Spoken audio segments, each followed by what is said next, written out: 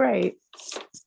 Okay. Well, we the topic is transit, public transit. Tonight, as you know from our letter, transit, transit, transit, transit, our voice. And there's Chris. Hi, Chris. Welcome. Thank you. Hello. Hi. Good to be here. Great to have you. We're so thrilled you're here. Thank you. And we're waiting on Julie and we're waiting on Jason. Just want to make a couple of announcements. And of course, if others have general announcements to inform the community, please chime in. Jason is here. That's great. Okay, so I think many of us have been very, very distracted with all of the doings around the redistricting shenanigans, and it's been quite a period of time. It was suggested that we discuss that at this meeting. However, because that is such a fluid topic and just we could spend the whole evening on that. So we're slated to talk about transit, and we will certainly discuss redistricting next meeting. And just wanted to say that. So Chris and Jason, you're here. And I think Julie, are you here too? Okay, well, that's all right. So Chris, I don't know if you had a chance to glimpse and Jason, the voice and the articles that we wrote, but these are some of the things on our mind. And I know that neither of you works for SFMTA, but our questions really have to do with a lot of things, like when will the 6 and the 21 lines be reinstated? What are Muni's long-range plans to address both the budget needs and the reduction in downtown activity? With the closure of JFK Drive, how will Muni get people from other parts of the city and out of their cars and into Golden Gate Park? Also, we amongst ourselves at HANC and local residents support the idea of a new dedicated transit line that serves Eastern San Francisco and the region with direct stops in Golden Gate Park from Stanyan to the beach. And we would love it if it was free on the weekends, just, pie in the sky. So those are a few topics for me to raise. And, we don't really have an order to this, but would you please chime in with your thoughts on the subject? Yeah, absolutely. I guess I'll go first. So hi, everyone. My name's Chris, by the way, and I am a big fan of transit. I'm on the SMTA's Citizens Advisory Council, and I make transit art as well.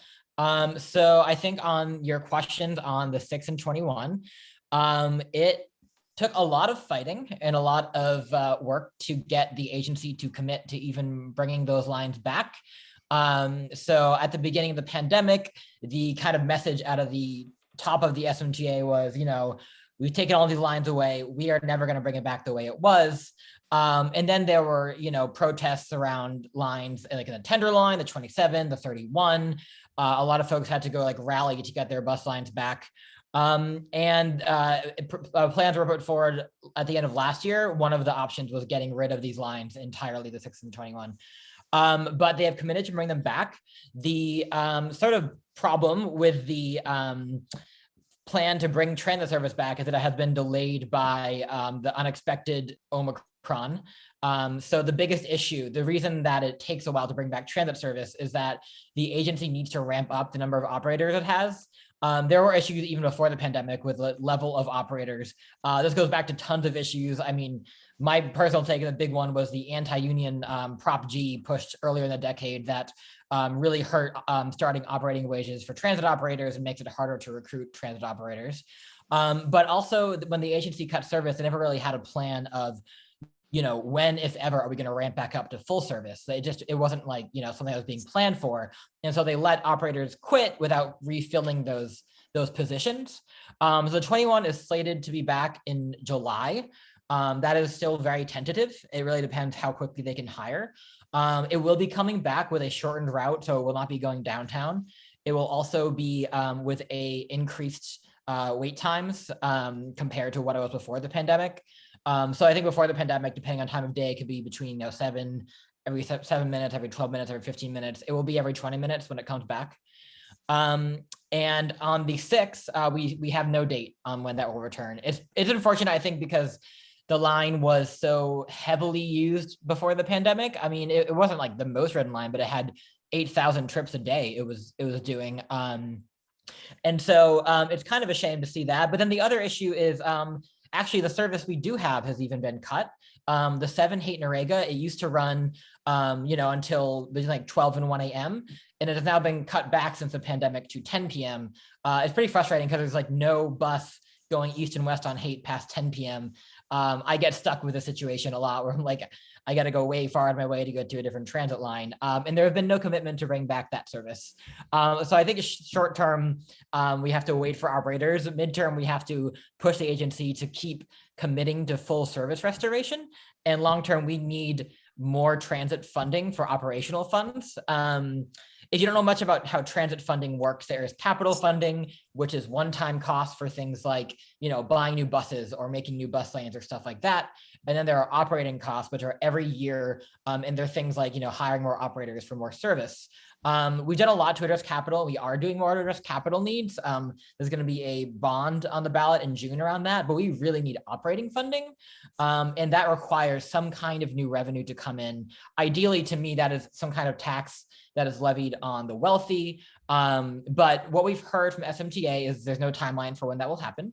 And the estimates for how much they can bring in have been reduced from $200 million a year down to $50 million a year, because from some kind of inside politics, I'm guessing. From what I hear through the rumor mill, London Breed does not support any new taxes for transportation, but hey, that's just hearsay. So that's kind of my answer to your question. Thank you.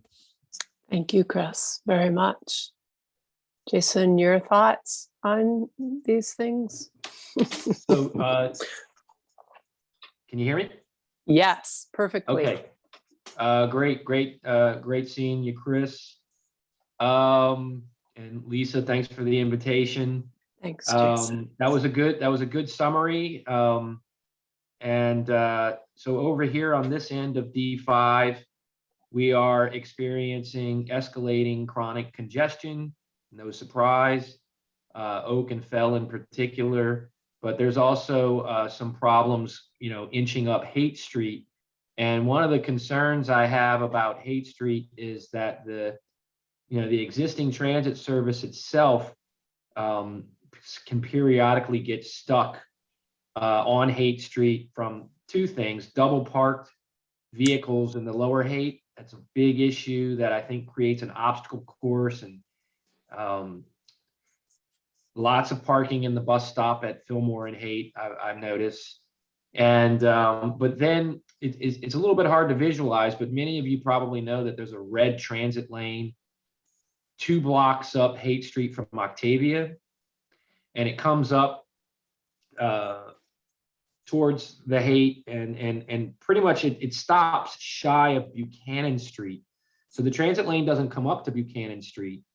And so what we're noticing is that there'll be traffic lined up, a backup all the way, to Webster. Sometimes they just put in these signals too, which I have very concerns with. But and we can talk about that too. I think that's worth talking about. I'm sure. I think it's the same problem up by Buena Vista Park. So we should talk about the signals too. Let me back up. Jason Henderson, Chair of the Hayes Valley Neighborhood Association's Transportation and Planning Committee. This redistricting debate has really shown that we have a long history of working together. it shows that that there's a community of interest around transportation around this corridor of the Oak, Fell, Page, Haight, Hayes, Grove. It's a linear district. So all this, compactness talk that I heard during the public comment is a bit disingenuous. And okay, so back to Haight Street. So the buses are getting they're getting in the bus stop, and on the west side of Buchanan and Haight, and then there's traffic going westbound on Haight that is now stuck at the signal. And when the bus gets the Q jump, it can't get into the transit lane because there's traffic going eastbound that's stacked up all the way to Buchanan, and there's traffic coming westbound. It might even just be 2 or 3 cars that are at the signal. And so there's the bus has to wait until the intersection clears. And so this is just going to become worse as the traffic builds back up. And a lot of this traffic is not the 7 a.m. peak rush hour traffic, but it's, we see these long chronic congestion from Saturday afternoon until early Saturday evening and Sunday afternoon, and things like that. So there's definitely changes in the traffic pattern that are maybe they won't be forever, but I think it's important that it's affecting, it's affecting your service, because as you come in this direction, you experience the congestion on the bus. The 21 Hayes too, we've really struggled with that, getting that back online. And it's both the 6 and the 21 are electric trolley buses. And that should be the city's priority too. I mean, those are clean, quiet, energy efficient, really, really good equipment. They're made for the hills. And so when I advocate for returning transit, I've always emphasized the trolley bus service should get some kind of priority there. I am intrigued with your idea about a Golden Gate Park route, and in the long term, I do see that as Muni and the city adjust to this pandemic, there's still going to be a need for a lot of transit downtown, because downtown might become more residential. It's got the bones, and so this is still neat. But we really, if we're really going to be serious about climate change and quality of life and social justice, we really should be thinking about doubling the size of our fleet and thinking about how to do that. And it's there. The state is flush right now. The governor is willing to give $9 billion to car drivers for a gas rebate, but the state is flush with billions of dollars. And I know there's competing interests, but it is unfortunate that that Newsom didn't come out with a transit plan, or that our transit agencies haven't responded to this with like, hey, we could be doing some good things with that money instead of squandering. I mean, I heard somewhere that you could operate all of California's transit on that for a year. I don't know if that's true, and I'd be interested to know if MTA has any insights on that. But if you figure Muni's, what's Muni's budget? It's like $1 billion, right? $1.2 billion every year. So it would be, and that's probably one of the most intensive transit agencies.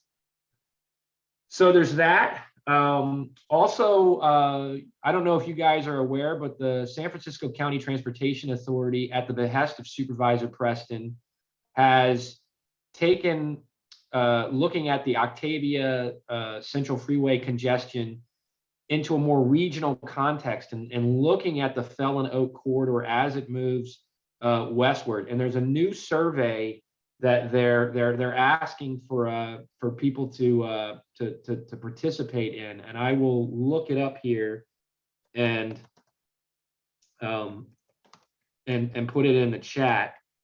But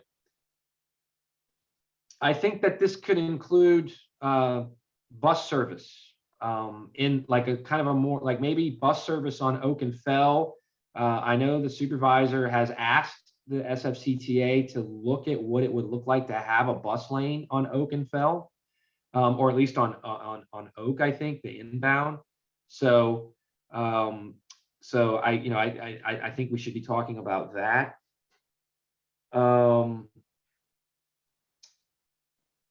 And on Chris's point about a stable source of operating revenue for SFMTA, don't discount the potential of congestion pricing if done in an equitable way. Congestion pricing could really do good things for the operations, and the cities that have implemented congestion pricing well, like Stockholm and London, they generate a substantial amount of revenue for their public transportation system. So it helps stabilize things.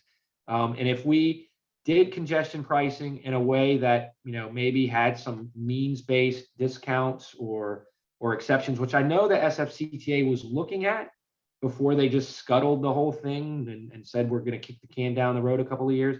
But I know they had some graphs showing, like, you know, different income brackets and not paying at all or paying less, and maybe just different categories of essential workers. But it's still bringing in it would still be bringing in a substantial amount of revenue. So you know, maybe it doesn't operate from, you know, the peak hour, the previous peak hour of downtown, you know, peak congestion. Maybe it also has to operate on Saturdays and Sundays, which is this new, you know, sort of 80% of the rest of travel is not work, right? So I hope that we can get that back going. But I want to hear about your Golden Gate Park idea, because this JFK thing, it's real. I mean, I really support, and HVNA really supports the JFK car free. Okay, so we'll just get that out there. But we do hear the issue of the accessibility to the park. And so I really believe that, you know, adding new muni capacity to getting to these green spaces is vital. I mean, it probably 20% of travel is also recreational. I mean, 20% of travel is commuting, 20% is probably recreational. And so, and I think it'd be even more if it was reliable and it really connected people to the park, not just the park, but the Presidio, the Ocean Beach. So I'd be curious, and I think you might find agreement on this end of the district to look at that. I mean, we would be naturally people that would use that bus to get to the park. That was great. And I want to kind of touch on one thing you said before we go into another topic, which is around the Haight Street and the congestion and the signal timing and how it affects the buses. Because I was curious about this. I don't know, it's a little bit of a pet peeve of mine when they changed all of Haight Street from stop signs to signals. So I have some numbers I'm just going to share real quick. Actually, Lisa, if you could enable screen sharing for me, that would be wonderful.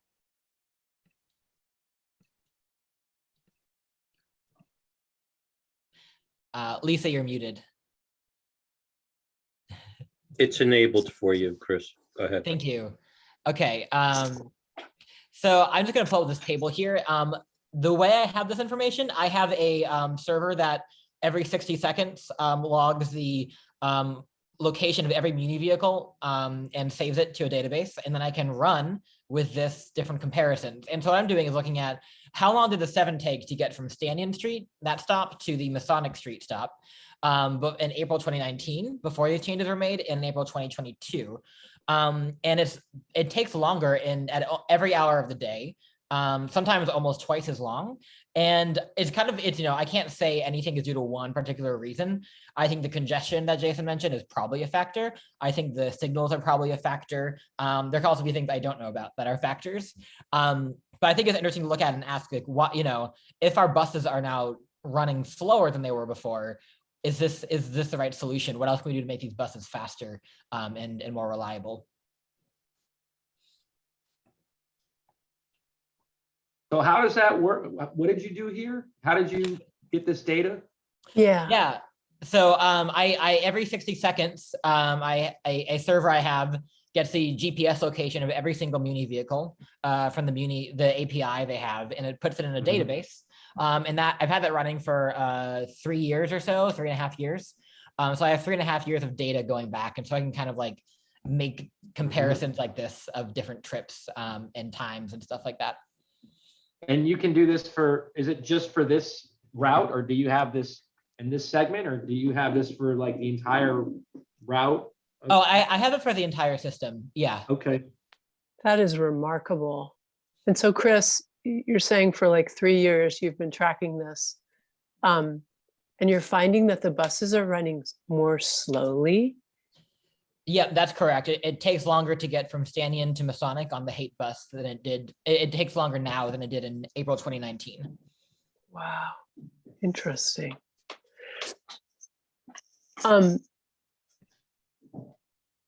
As to our pie in the sky idea of the dedicated Muni line that accesses Golden Gate Park, that was really kind of, Calvin was the one who was the catalyst about that. And it's a fantasy right now, but Calvin, would you like to speak a little bit about that? Or Sure, I'd be happy. I put in the chat the second rule of politics, which is you don't get what you don't ask for. So it's really important for people to ask for specific things from government and to formulate a rational act. There's an absolutely superb article in the Haight-Ashbury Neighborhood Council's Voice newsletter on the issue. Very basically, there's only, while there are, 7 Muni lines that touch Golden Gate Park, all on the periphery. And of those on the periphery, only in the northern side of Golden Gate Park does one of those transit lines traverse the entire length of Golden Gate Park. The other 6 only touch parts of Golden Gate Park, except, of course, for the only bus that goes through Golden Gate Park and actually has a stop in the park, and that's the 44 O'Shaughnessy. That's the only Muni line that has a stop in Golden Gate Park. All the other stops of the other 6 lines are all on the periphery of Golden Gate Park. So the big issue is if you close JFK, which the Haight-Ashbury Neighborhood Council was founded to oppose the Panhandle Freeway. Our position on automobiles in Golden Gate Park is very clear. There should be no or very few automobiles, but that doesn't mean that there shouldn't be public transit. This is a transit first city. And the way in which Reckham Park and SFMTA has decided to address the mobility issues in Golden Gate Park is with internal combustion engines. It's shuttles that only work part-time and in a totally and unpredictable way. There's no known schedule for the shuttles, and people stand at obscure, there's no stops. There's a sign that says a shuttle will stop here, but it doesn't tell anybody where it goes. People are very confused. The shuttle system doesn't work very well, but people are used to taking a Muni bus, or should be used to taking a Muni bus. And there should be a Muni bus that goes from Stanion and JFK to the beach through the middle of the park and stop at a regular basis and be free on the weekends. That doesn't seem to me to be an outlandish notion. It should link up. I have no idea, and I wonder if our two experts do, how many regional visitors are to Golden Gate Park? Because none of the bus lines that connect with Golden Gate Park, but don't stop in it, only 3 of the 7 connect with regional transit hubs. Muni doesn't do a good job of interfacing with regional transit, and especially not at the neighborhood level, not here and not to Golden Gate Park.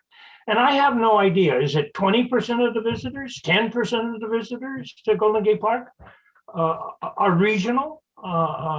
If they are, they all drive. So that's the notion.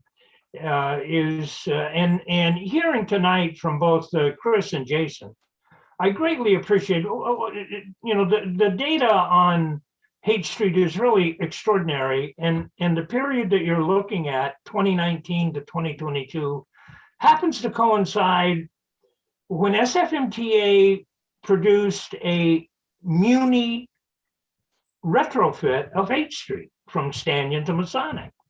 And it is supposed to speed up Muni service. And what your data clearly shows is that between 2019 and 2021, service has declined. The speed of service has declined. And Jason's part about a dedicated transit lane on Oak and Fell would be perfect, of course, and would be absolutely required if there is a Muni connection from regional transit spots to Golden Gate Park. So let's get together on this, folks. This is a hell of a package. I agree. The city's pretty fat too, Jason. It's not just the state that has a surplus. There are all kinds of state monies being made available to the city. Of course, it's operational funding. And I'll put in the chat, there was a task force 4 years ago that I served on that looked at long-range funding for Muni. And of course, what the Muni establishment wants, what Muni wants, then at least, and all city agencies, was a sales tax, was increased sales tax, a dedicated sales tax to pay for transit. Sales tax are the most regressive taxes possible. And I'm happy to put in the chat how you can get hold of alternatives to the sales tax, which is basically to figure out ways of taxing downtown, which benefits mightily from the public transit service in San Francisco. So that's the story of a dedicated transit line that efficiently runs on dedicated transit lanes on Oak and Fell to Golden Gate Park, through Golden Gate Park, to the beach. And that seems to me to be required if we're going to close JFK to cars. It's an opportunity to increase transit. Kristen, I see that you had your hand up. Thank you. I think I'm just kind of in shock over here, only because I think that Haight Street construction project took up about 4 years of my life, with the gas leaks and the potholes and the subcontractor getting fired. And when we started the project, there were 6 storefront vacancies out of 150. And by the end, there were over 21. And so, there were multiple factors why businesses closed in that period, including, rising rents and rising costs of doing business in the city. But the construction certainly didn't help. And I'm just kind of sitting over here wanting to laugh or cry if the whole purpose of doing this multi-million-dollar project was basically for naught. I mean, I do think they had said in the same breath that the Muni Forward plan was to speed up the buses, was also to improve corridor safety. And so, that's what the bulb outs were about. There were a lot of battles in community meetings over those bulb outs. I don't know if this is feedback that needs to go to other parts of the city, but yeah, it certainly didn't help business. So On Lynn, our end, it's sorry. a similar, I don't have an inventory or a census of the closures, but what I do notice is that the signalization of the Haight Street intersections down here have resulted in lots of speeding, platoons of vehicles speeding through the intersection, not just on Haight, but on Webster and Buchanan, where they operationalize the new signals. And the part of the upper Haight that I walk the most is that Buena Vista Park. The west side of Buena Vista Park, there's a new signal in there, and it feels just, like it's the traffic on Haight is feels much faster, and it's when you signalize a street like that, people start trying to get every light, right, and they're trying to get to the freeway, so they're already getting revved up, right? They're already. And they put in a lot of turn restrictions, which are being completely ignored. And that's a safety hazard because there's a lot of left turns that are not visible from the uphill. The cars coming up Haight from Octavia they can't see over the top. And now there's cars whipping around at high speed to try to turn. And so there's, like the cross traffic, a car will turn in front of a car that's coming up the hill. So it was a solution for a time when the SFMTA insisted that all streets had to be freeway ramps to the Octavia Boulevard, that everything had to, page too, right? And that's been slowly changing. And we've pointed out multiple times and asked the SFMTA to look into doing something similar to what they did on Haight. Thus, it reduces the traffic on Haight, and you don't need to do all this stuff for the bus. The bus just goes down the street. You can add capacity to Haight Street. You could, do a lot of good things.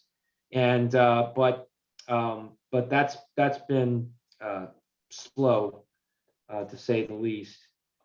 I want to bring up something else, not to go sideways, but I do want to caution that I feel like there's a slow shift at the SFMTA to go to battery electric buses, which are going to have a whole slew of problems that we should be prepared to be knowledgeable about, because we have an excellent trolley bus network. It's running off of hydroelectricity from Hetch Hetchy. It's quiet. Do battery buses do well on hills? I think that's going to be very important. The batteries make the buses heavier, so they're going to be heavier vehicles. I'm not convinced that all this embracing of batteries is, there's a place for it, and definitely electrification of transit is important.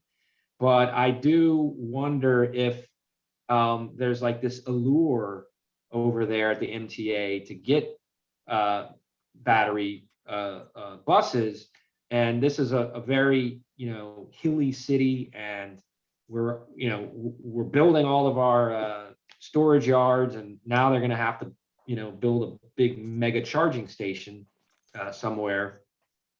So yeah, I'm just putting it out there that I think it's coming at us, and I haven't really been paying attention to like what they're thinking about in procurement recently, but I know I've read some things about battery buses and the MTA getting like a demonstration bus or something.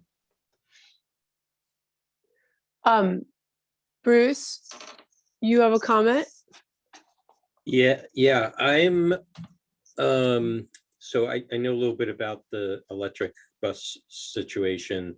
Electric buses have the same amount of power as the trolley buses. In fact, probably more efficient and much more torque and power, because the current trolley buses are a little older technology. But the current trolley buses also have batteries. And you'll Yeah. find that in certain intersections, the arms will come down automatically. They'll make a turn because it's easier to make a turn. And then the arms will come back up at a certain spot. But they do have probably less batteries. But the way the electric buses work through a route is there are certain areas where they can actually charge. Like if they come to a kind of a bus stop, they can actually charge right at the bus stop. They get a little bit of juice at each stop, and that's the way they make it work without having to load it up with a lot of heavy batteries.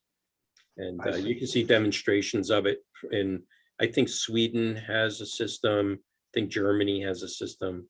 There's a bunch of European countries that have it. Thanks.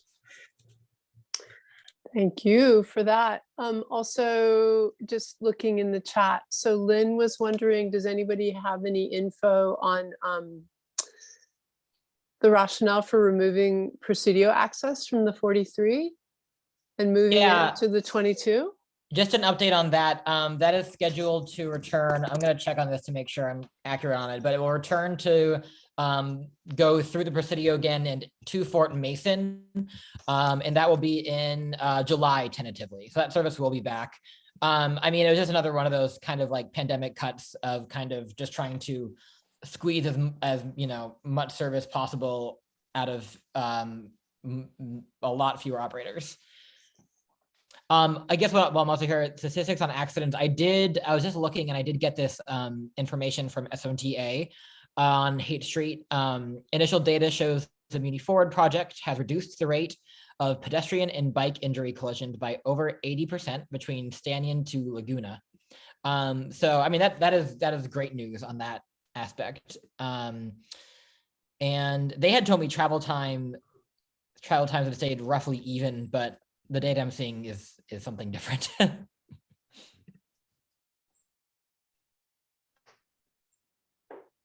Sorry, I'm muted. Sounds like it. Well, yeah, I'm really glad you guys are here. We can walk out, geek out about it. I'm sorry that Julie, I don't know what happened. I'm sorry she's not here because that would be helpful to get the SFMTA's perspective. So I hope she's okay. Maybe, I don't know. We have a reputation, Hank, in our meetings that we hold people's feet to the fire. Run away. I will kind of speak to the wonderful idea of the direct Muni line through the park. My fun fact for you, before I say anything serious about it, is that when the 7 Haight line was a streetcar, it actually did go into Golden Gate Park, and it had its own right of way in the park, just south, I believe, of John F. Kennedy Drive. And it did go all the way out to the beach. So in a way, this line actually existed, and it was a streetcar. But no, I love the idea. I think it's another one of those things where that's why we need more operators and need more stable operation funding so we can have new service like that. I mean, the other thing that has kind of happened is like, over the years, I think Haight Street service has changed a lot, but it's also been reduced. I mean, there was a time when we had the 71, the 72, and the 7, and the 6, and all these together. There was a lot of bus service on Haight Street, and now we have the 7 running every 12 minutes, which I think is it's definitely a shame. And the other thing is that a few years ago, the SMDA had removed the 7 rapid line. But they're actually talking now about potentially bringing it back once they have more operators as part of service increases. So in terms of the park line, I mean, I think there's so many ideas to make service to the park better. And I think it's one of those things where, like, the transit system has so been focused on, jobs and downtown for so long that these kinds of things aren't thought about as much until recently, maybe. But if you look at for example, getting to the park from Bayview, there's a direct bus line, but also it can take an hour to get to the park. And so, what if there was a 44 express line that went directly from Bayview to the park? What if there was that line that went from the Haight into the park directly and out? I will say, I think everything that was mentioned about problems with the shuttle, those are all things I know are being worked on. They're working on better signage, more seating, clearer schedules. The changes to it recently were that it actually did used to go all the way to the beach, but it did not go outside of the park at all. And the new change that I think is pretty cool is that the Golden Gate Park shuttle, it goes outside of the park, picks up at the Muni stop at Standing and Haight, and actually then brings you into the park. So people outside of the park see it, know it's there, and can use it. It is a free shuttle. I think the biggest improvement that needs to be made is, other than signage and clarity and seating, is just making it run more often. But I think the point about people being used to riding a Muni line is great. I don't even know why I don't just call the shuttle like a Muni line in a way. Just call it that, and I think it'll make more sense. But yeah, I love the idea of that park line. It's a great idea. Lisa, we have someone on an iPhone waiting to speak. May I speak? You're on mute, Lisa, but yes, please speak. This is Karen. Oh, hi, Hi, Karen. Karen. Sorry. Hi. That's okay. My arm's not tired yet. Just want to remind people that there is the issue not only of accessibility to the park, but accessibility in the park. And there's a whole list of concerns that the disability community has, and things that need to be done in order to make the JFK area usable for people with mobility issues that HANC basically signed on to, saying that these things need to be done before JFK is closed off to cars. And then the other thing is the 21 is my go-to bus. It's right around the corner for me, the one I use all the time, or did use. And I wonder if either of you guys understand the rationale behind ending it at the beginning of downtown, not taking people down Market Street. It's a real inconvenience for anybody who wants to go any further to have to get off and find another bus to take them down Market Street. And it sounds like, and maybe you know this too, but are they seeing that as a permanent change? So we in Hayes Valley, we objected. Well, we wanted full service restored. Yeah. And we also had a similar question about stopping the 21 Hayes at Market Street, and then they said, well, you can just transfer. What I recall from that meeting about a year ago was that there's the driver issue, so it can turn around faster, and it's also just that downtown in their thinking just wasn't back yet, right? That there wasn't the office workers, and they were looking at the ridership, and it just seemed to be more destined for Civic Center and transferring to BART and things like that. But I think you're right. It really should just go all the way to the ferry like it used to. Or what was it? Yeah. 21. The 21 went to, where did it go? Did it go to the ferry? Yeah, it went all the way Yeah. down. Yeah, I mean, I think a one-seat ride is actually really important, and it also adds that kind of what Chris was saying about Haight used to have 4 buses on it, so you had basically a bus every couple of minutes on Haight Street between the park and Market Street. Well, having the 6 and the 21 back on Market Street would do that for Market Street. So True. really, both of them should be restored. I understand that the driver operator issue, and it's too bad that we're in this place now, because it was foreseeable it's not just that, it's housing access too. It's hard to get people, you know, to want to come into the city to do this job if they're not, you know, able to secure housing. So, but it's the result of these kind of superstructure problems that we didn't, you know, Prop G you mentioned, certainly. Yeah, it's true though. The 6 and the 21 were the only buses that went all the way to the ferry. You know, I mean, yeah.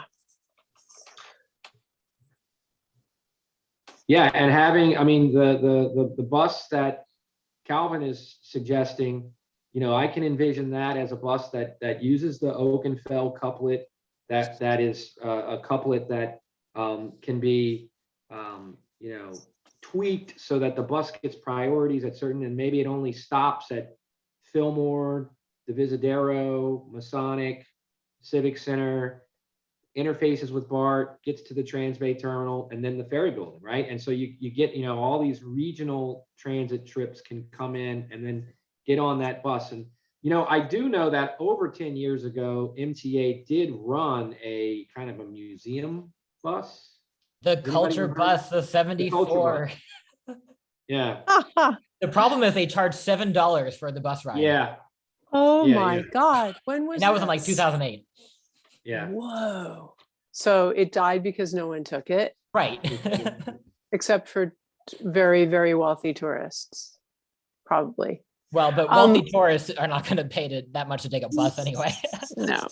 Not Here's after a the- question though, that sort of came up before the start of the meeting. So I've ridden buses lately, and I'd say a third of the time, the fare boxes are not working. So do you know if that is a way of counting ridership, fare boxes? How do they count ridership? Oh, actually know this.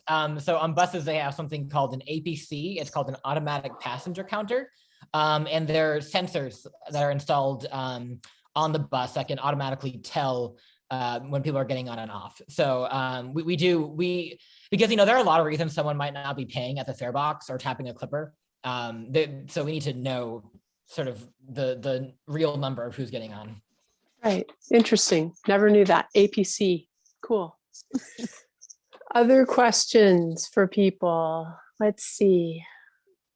Chime in or raise your hand. I'm trying to keep up with my Luddite, my iPad here, you guys. Sorry. I will briefly share something with you just as a status update on our transit. Looking at ridership, the 7 bus is actually recovering its ridership at a much higher rate than the Muni system overall. Whoa. So on weekdays, Muni overall is seeing about 54% of the ridership activity that it saw in February 2020. But the 7-8 Noriega is actually seeing 74%, which is pretty impressive, I think.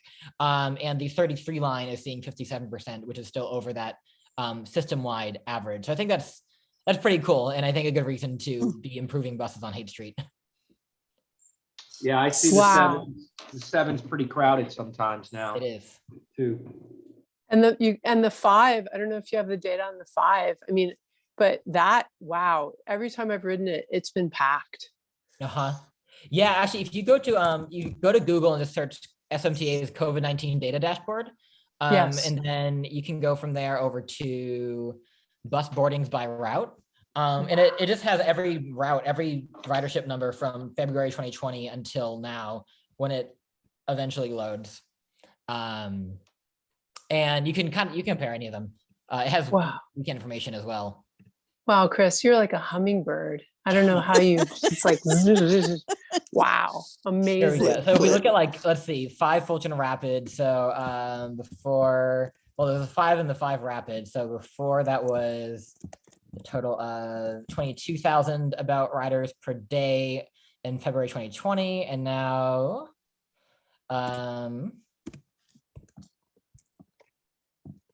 percentage wise, that's about 52%. So that's actually, it's not as recovered as like the 7-8 bus. It's interesting. And Sherry makes a good point. She's saying the 7 number includes riders from the 6 and the 21, probably. Right, You right. know, right? Boosting. But yeah, we'll take it. We'll take it. Okay. What else can we talk about, people? We've Well, got I the brain would just, trust here. I put in the chat a link to the SFCTA's survey. I have not taken this survey yet, but I just got an email about it yesterday.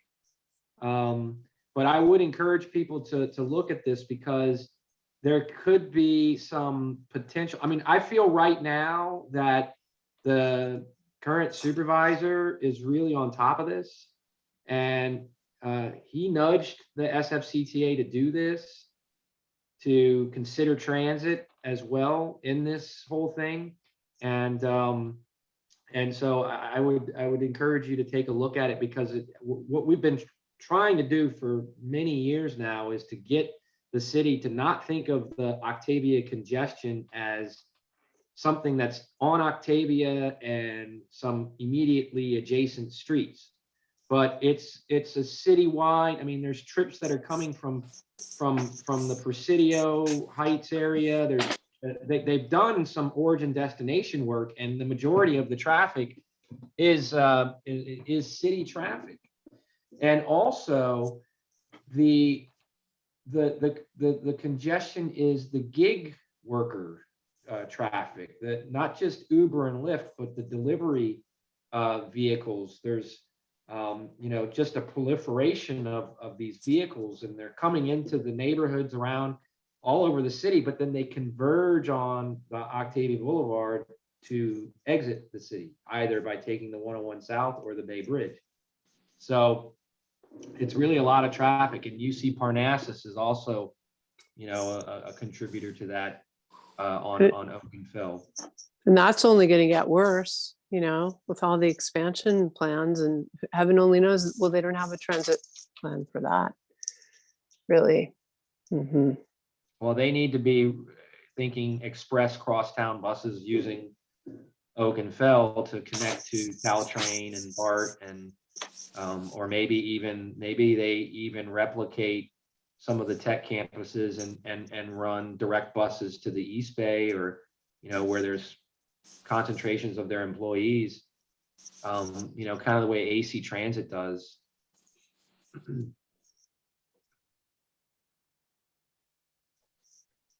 But we need to double the transit capacity to achieve our goals of, reducing emissions, and so, we got to crack that nut and figure out how to get operators and, a sustainable system. But cutting service, it's just a death by 1,000 cuts, because people get upset when the buses are 20-minute intervals, 30-minute intervals, or once an hour, and then it just spirals, and they don't use it, and that's not the model to go down. No. Sure, and I've kind of, I'm a transit history nerd, and I have looked through newspaper articles throughout the decades, and especially starting in the 1970s, when, Prop 13 really reduced property tax revenue for the city, cut after cut after cut, and every time it was kind of the same justifications that we were hearing during the pandemic. It was just like, well, we're under a budget crunch. We're going to cut the service, but everyone's still going to have some kind of muni line within a few blocks of them. And where has that gotten us? We have less service, and we don't have the ridership we need to be having. So I don't stand for that stuff for 1 minute. But I will, on the budget note, say that the annual budget, the 2-year budget, is being voted on. I think the vote is April 19th at the Ethnic State Board of Directors, and it goes to the Board of Supervisors. Fortunately, there's actually no fare increase from Muni. There, as every year, there's kind of the automatic index that was scheduled to happen, and they were initially proposing a baseline budget that would have increased fares to $2.80 a fare, and higher monthly pass rates, and they agreed not to do that, so they're suspending that. There is no fare increase. They're going to try to continue free Muni for youth, and the other thing is fare capping. It's not free Muni like what I want, but they're starting a pilot. It's only going to be with the Muni mobile app, but basically, if you are buying rides every day and you eventually spend the amount that you would have spent on a monthly pass anyway, you get the unlimited monthly pass. Wow. And that's very helpful for folks who they can't afford upfront to just give 70 or whatever dollars to buy a monthly pass to still get that benefit. That's an interesting workaround. So, I mean, we did, I guess it was July of last year, the Board of Supervisors, I think, if memory serves, I think they voted unanimously for free muni, but I could be wrong. And then the mayor just vetoed it. It was a pilot. It gonna was be a 3-month for- pilot, right, Yeah. right. Just It was to- not unanimous. just- I know that I believe Safai, Stephanie Mandelman voted against it. Okay. Haney and Walton supported it for sure. Chan supported it. I mean, London Breed is not a fan of the free public services. I think her goal is just kind of lowering the cost of running transit in the city so that there's less need to increase taxes, which is not about, better transit service. There was a time during the pandemic where she was talking about we might need to cut the 19 Coke line. And, thankfully we're not doing that, but that is, I haven't heard anything from Maryland Breed on actually increasing transit service in the city. So it's frustrating to see her then go and use that as a reason to say we can't do free muni for a month while BART was doing half off fares, AC Transit was doing fare free Fridays, LA Metro and Los Angeles have entirely suspended fare collection for months. That's really frustrating, especially when, the amount it would have cost us is nothing compared to even the overtime increase she wants for the SFPD. Just very frustrating stuff. And then to see her go turn back and put free parking in Union Square because of Louis Vuitton robberies is just, we really see who's running our city, I guess. Yeah. Right. That was really frustrating because I felt like it would have totally 3 months of, as a trial to float it, to get your foot in the door. It would have, ignited muni ridership. And maybe she knew that, and that's why I don't know. I have no idea. Well, that was one of the concerns from SMTA is that they said too many people would ride the bus. And they couldn't handle that. And then the other one was I remember the exact quote because it really baffled me. They said the bulk of the benefit of a free muni would go towards the most affluent riders. Wow. I don't it doesn't make sense to me, but. It's wacky. And how did they know that? So I see that our iPhone listener has her hand raised again. Yeah, I wondered if either of you guys know anything about when the new Next Bus system is going to be in place. I don't. It's a phased process. So I think there are some that are going to keep the same screens they have and be quickly upgraded to the 4G, but there's also a coinciding effort at SMTA called the Customer Information System upgrade. And it's actually really cool stuff. They are going to have new screens that are not LEDs, they're not dots, like the limited amount of information they can display now. They're actual nice screens. And they're going to clearly show at all times the routes that all go there, how long they're taking, and then when the next bus after that is. And then also they can flip to like when a bus is arriving, like show the map of the bus on the screen and stuff like that. So it is a phased process. It will be better. Unfortunately, I mean, they knew for years that the 4G, 3G to 4G switch is going to happen, but I guess I don't know what happened in preparing for that, but we did not. So now lots of the stops just don't have any predictions at all. On Uber and Lyft getting a cut of taxi rates. Okay.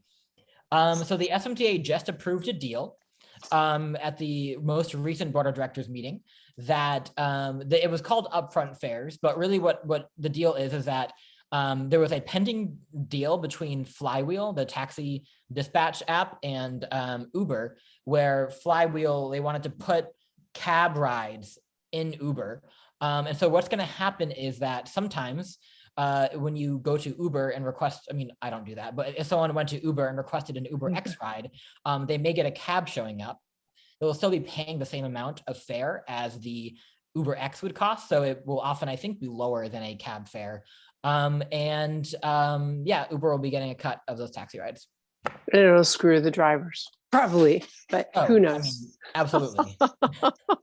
And my question about the the coinciding screens, will they make that cool sound that all the screens in the train stations in Europe make? The I'm kidding. I'm joking. They won't, but that would be really cool. It would be. They do have Okay. upgraded speakers for if you are someone with some kind of hearing impairment or sorry, visual impairment that needs to hear it. You can press a button and the sound will be much clearer. Oh, that is cool. They're thinking ahead. All right. Yep. Who else has questions? I need to actually go. Okay. All right, So, Jason. We but release you. I definitely look forward to working on this idea of a better transit access to Golden Gate Park. I think there'll be a lot of interest in that over here. And again, I encourage everyone to check out the SFCTA survey and to promote the idea of cross city buses there because they'll collect that and bring it back to the same commission that the Board of Supervisors is a SFCTA. So Good to know. Thank So you thank so you. much, Jason, Good to for see you, joining Jason. us. It was really great. Yep. Thank you. Bye-bye. Bye. I can just kind of like inform about a couple things that are happening with transit as well. So one is the mask mandate, not the most fun topic, but it is being extended. It was originally going to end next week on the 18th. It has been extended to May 3rd. So still required to wear a mask on public transit. There is a group, Senior and Disability Action, is advocating for a local mask mandate that on transit, specifically on transit, that would go past that. So if something that interests you, you can go hit them up. And then the other things are bike share. Lyft has once again raised prices on the e-bikes for the bike share. It's very unfortunate because a 15-minute ride can already cost $10, $12, $15, depending on the specifics of it. Very frustrating. At the same time, Supervisor Preston did commission a report from the city's budget and legislative analyst on what would it take for the city to run its own bike share, whether that be like, SMTA running it or whatever. The initial costs to purchase the equipment would be $33 million. And then the operating costs were estimated between $15 million and $18 million a year. And so, I mean, it might sound like a lot, but it's also compared to, SMTA's entire budget being $1.2 billion or SMPD's budget being over $800 million a year. It's kind of a smaller amount. So something interesting to think about for sure. And then the other thing is, or two things, is the transit bond. That is Prop A. It's not very controversial. It appears to be, I think, endorsed by every single supervisor. It's just a renewal of the bond. It'll have money for safer street infrastructure, as well as transit upgrades. Full disclosure, I have been doing design work for this campaign, but look out for that in June. And then the fun thing, I'm going to share a screen for a sec again. On June 4th, the SMTA is holding the Muni Heritage Day. This is something that happened annually until the pandemic, where they brought out the special buses and streetcars that don't normally come out.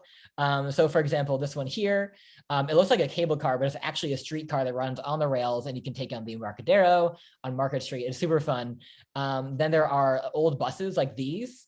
This is one of the last is from the 1940s, super cute. And then there's one, I believe in the 50s or 60s on the right there.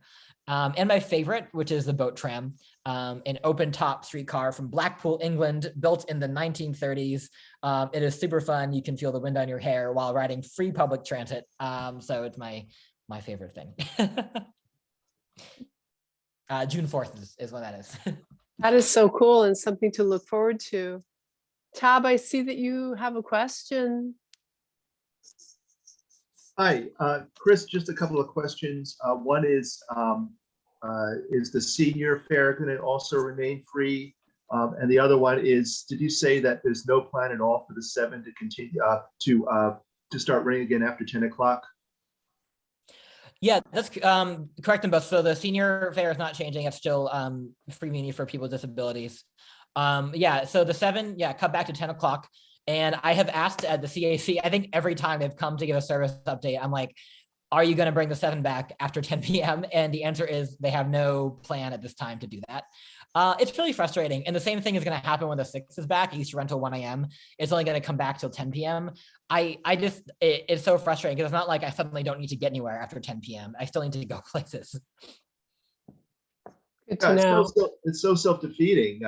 There's all of that nightlife in south of Market Yeah. and Civic Center. There's the Opera House and the Symphony Hall, and there are a lot of people commuting back to our area at night. Yeah, I mean, like I walked home the other day drunk from, I think, Toronto because there's no bus, and I don't think it's going to encourage the return of the business activity either. No. But I'm going to Yeah. keep yelling about it. So. Well, even before COVID times, I live at Hayes and Clayton. We used to take the bus to the Jazz Center, the Symphony, the ballet, whatever, or Yerba Buena, and we would always walk home because a bus, I mean, it just wouldn't come. So, yes. Tab, did you have another question or no? That should do it for now, but thank you. Okay, Kristen, I see your hand is raised.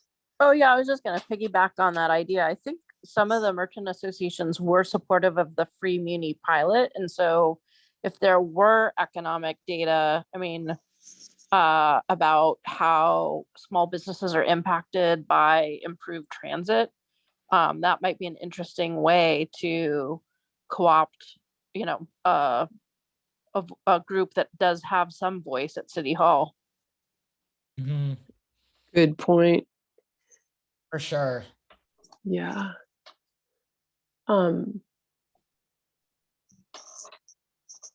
Well, Chris, do you have any more juicy nuggets or tidbits to share with us? You've shared so much I don't already. think I have anything else juicy, unfortunately. Okay. I wish. That's good. That's good stuff. And I also see Ed Mason is with us too. Hi, Ed. I don't want to put you on the spot, but do you have any thoughts on all of this? Want to chime in?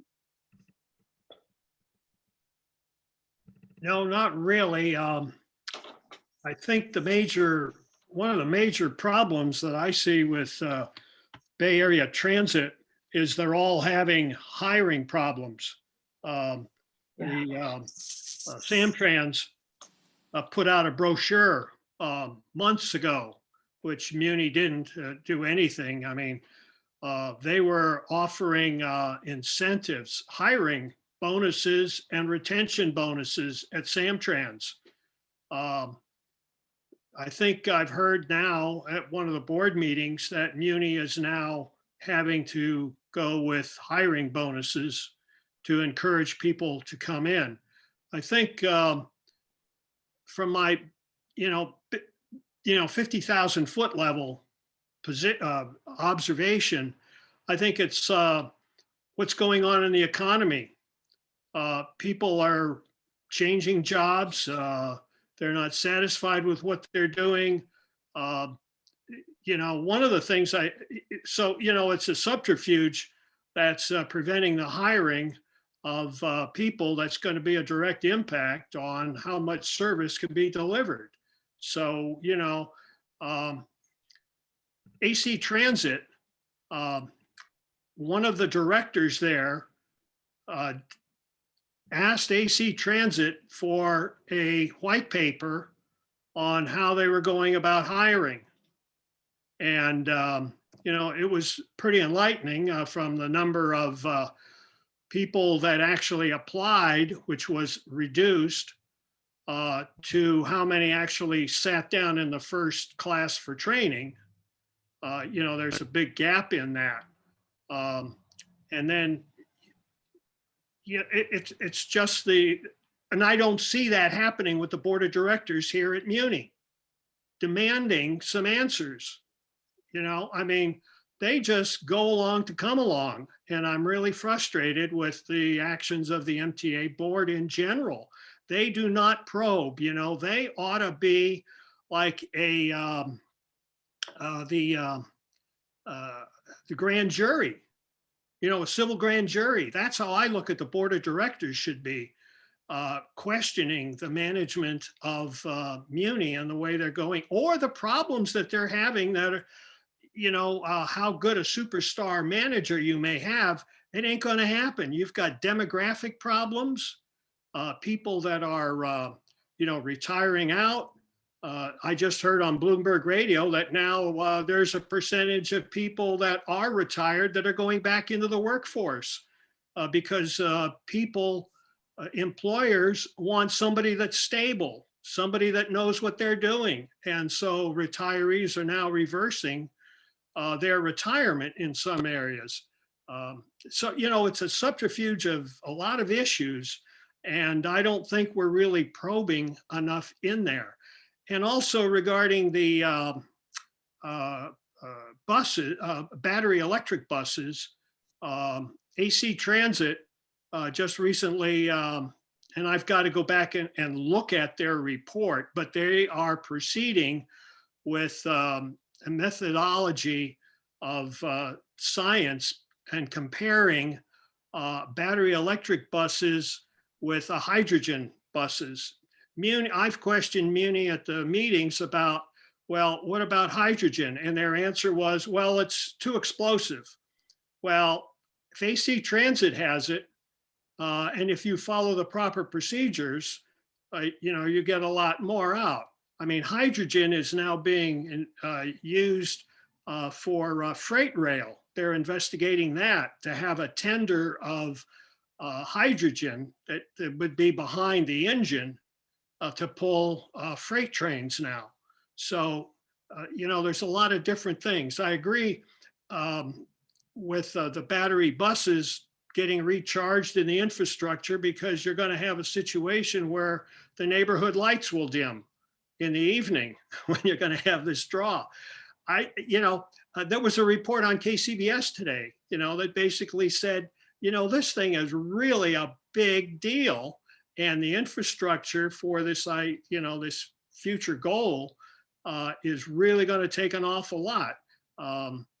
So there's a lot of problems, and we have to be aware of the logistics and the infrastructure and the component parts and what goes into the batteries and where you're going to mine that stuff to put into the batteries. And if there's some new technology now that is coming out, I'll be more than happy to send you some of the email links on that that I've accumulated and have come across.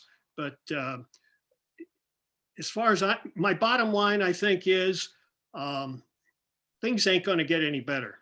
You know, there's a lot of logistics that's involved in this, and you know, trying to put the pieces together. You've got problems with semiconductors and all that goes into component parts that are not available until we can bring back the manufacturing into the United States to do it ourselves, you know, and all of this offshoring and problems with the supply chain. You know, I look at it that it's really capitalism that caused it, because you say, well, gee, you know, I don't have to make it here for $10. I can make it there for $2, and I'll just ship it in. Everybody went with the just in time, you know, the JIT. Well, I've always said, hey, you need a JIT buffer, because you have your delivery coming in on the shipping dock, and that goes directly to the manufacturing. Well, what happens if something disrupts that? You're out of luck. You can't go to the warehouse to say, gee, you know, I got a problem here. I need 20 of those to ship over to the production line. So anyhow, I don't want to take up any more, but those are some of my thoughts on, you know, trying to look at it from the big picture on what we're doing. Thank you. Ed, thank you. Really excellent insights. I think one of the credos of capitalism is that you pay for access, and that's what we're learning very painfully, very painfully. Yes. Well, Does anyone else, wait, more questions? Does anyone else have more questions? Hi, can Nick ask a question? Yes, of course, Nick, please. I don't live in the Haight, but can Kristen address what she may have already said? I don't know. Is all of the work on Haight Street done and complete? Will there be any other disruptions of a construction nature that we need to be made aware of? Kristen, are you there? Did you hear that? I don't think she's still here on. Okay. But Phooey. you can email her. Oh, boy. All right, well, what's her? Kristen- Nick, I Kristen- can email Yes. her. Anyone else can answer that question? No, actually, I cannot. And Kristen is on my, I don't know how she does it, but she's on top of everything. I can email her. Oh, sure. Well, then how will I get the email? Right, well, wanna it's Kristen at the Booksmith or Kristen at Booksmith. Please spell that. BOOKSMITH. Yeah, but how do you spell Kristen? CHRISTIN, Kristen, At bigbooksmith.com. I believe. Thank you. Yes. Well, great. All right, I think I'm gonna head out now. Thank you for having me. Great talking to you all about my favorite subject. Have a Chris. great rest of your night, and I hope to sometime soon see you on the 7 Haight at 11 o'clock p.m. Thank you, Chris, so much. It was great. Wonderful information. Thank you, thank you. Thank you. Yeah, Kelvin, yeah, thank you. Ah, Wow. Lots there. Are we going to say a minute or two about the big subject? I think that we should. Calvin is covering his face. It's kind of how we all feel, right? I was saying that I feel like we I feel like we avoided going over a cliff, but that the car that we drove to the middle of nowhere is broken down and we're just sitting in it. Yeah. Hello. We hear you. Good. Calvin. I think we've reached truly uncharted territory. The charter sets a date by which the task force is required to produce a final map. But the charter is silent on what happens if they don't. If they don't produce a final map by that timeline. The people perhaps don't remember that there are supervisorial elections in November in all of the even numbered districts. And it's therefore legally required that we that we have supervisorial districts that meet federal law, which means must be adjusted for the 2020 census. And right now we have no such map. The filing deadline for supervisorial candidates is June 15th, which is why the Department of Elections insisted that the task force had to absolutely have a map by early May in order to be able to notice potential candidates for supervisor what the boundaries of the districts they were proposing to run in were. which is a legal requirement upon the Department of Elections, and I believe in accepting and certifying the filing of a intent to run in a district. So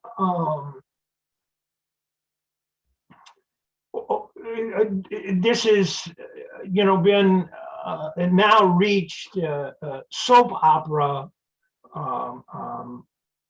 qualities. The televised production qualities are not nearly as polished as a good Latin American soap opera or Korean soap opera, which are all accessible if you want to. I mean, they have pretty high production values. This one does not reach that level, but there are all kinds of delicious and sometimes salacious details of commissioners calling each other extraordinary things and basically agreeing that they have driven the bus off the cliff, and that nobody believes them, and that they've lost the public trust. And the chair, Arnold Townsend, has yesterday reversed what has been basically 9 months of votes. That is to say, he has voted with the same 5 votes from the time he was elected chair of this task force, which was in September of 2021. That's how long the task force has been meeting. Didn't do its first map until September 14th or March 14th. Went September, October, November, December, January, and February, 6 months without producing a map. At the insistence of the same 5 supervisors that Chairman Townsend has been voting with consistently until yesterday, in which Chairman Townsend decided to vote against the map that his 4 colleagues had created and passed 5-4, created in such a way that 4 members of the 9-person task force left in rage at what they believe to be instructions being given from people who weren't in the room.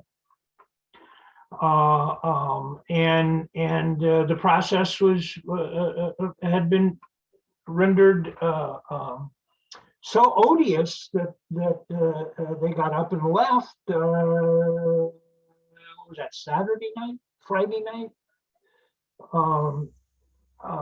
Sunday morning. It's so hard to remember. It's all a blur. Yeah. Oh, at the Saturday meeting that went till Sunday morning, they walked out Sunday morning. Yes. Okay, we're Thursday, right? Okay. So we're now Thursday, and Wednesday, they walked out in part in protest to a 5-vote procedural vote, in which a vote was shifted to come up with a map that eventually, once they walked out, the other 5 task force members approved. And this map was the map that the Haight-Ashbury was divided into 4 supervisorial districts. And District 5 itself was also divided into, I think, 5 other districts.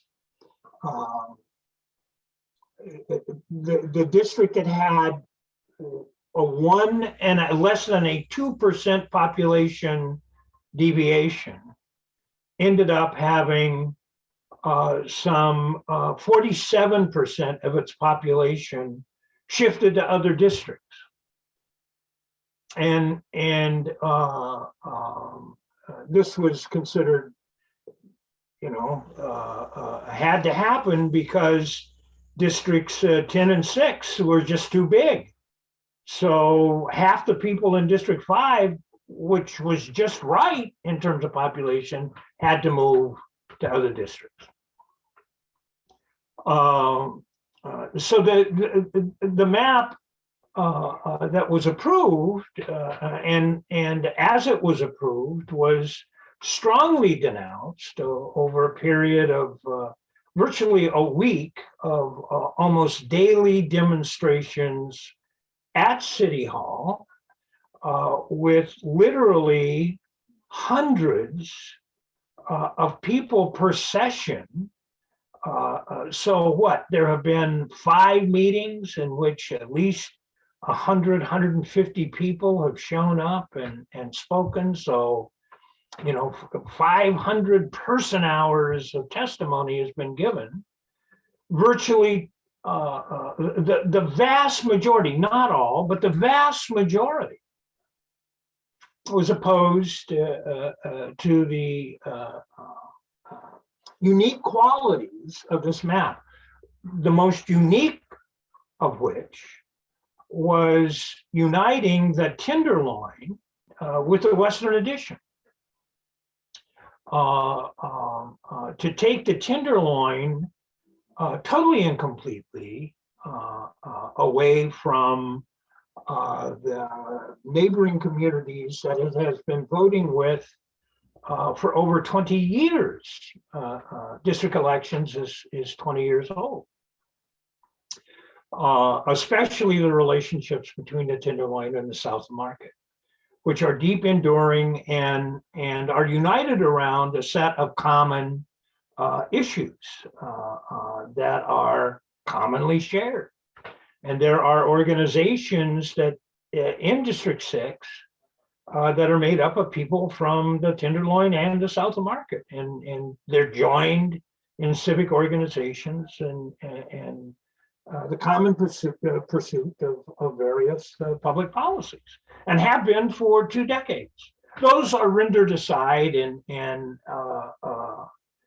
the Tenderloin is taken totally out of its context, moved into a relationship with the Western Addition, which at one time, when the African American community was maybe 3 times the size that it is now, both in the Western Addition and the Tenderloin in the 70s, in the 60s and 70s, that would have made some sense.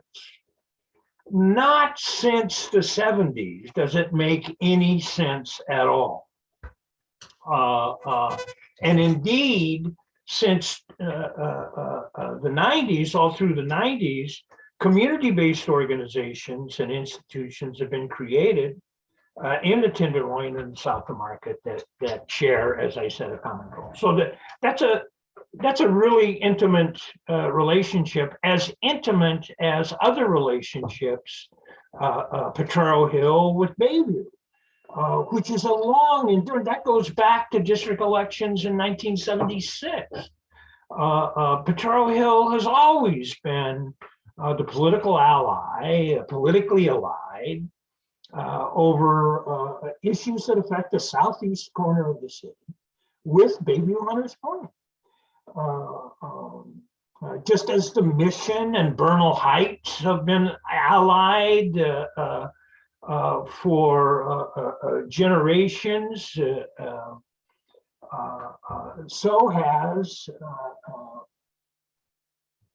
the Haight-Ashbury and the Inner Sunset has been allied over 40 years in struggles against UCSF, and equally around public park issue in Golden Gate Park. We share the border of Golden Gate Park.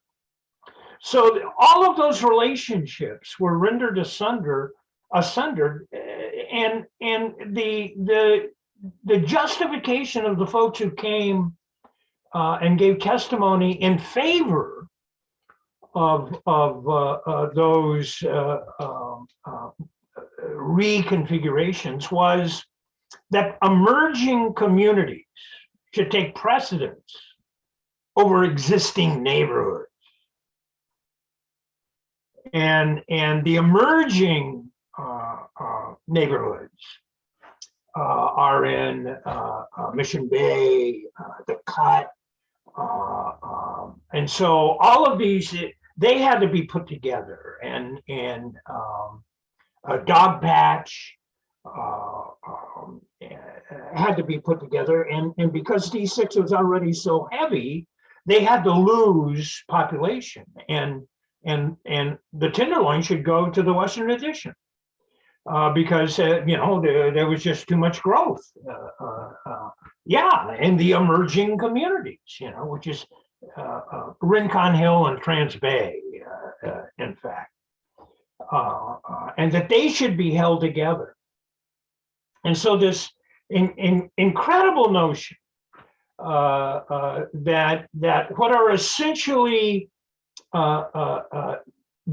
developments, high density luxury apartment developments, should be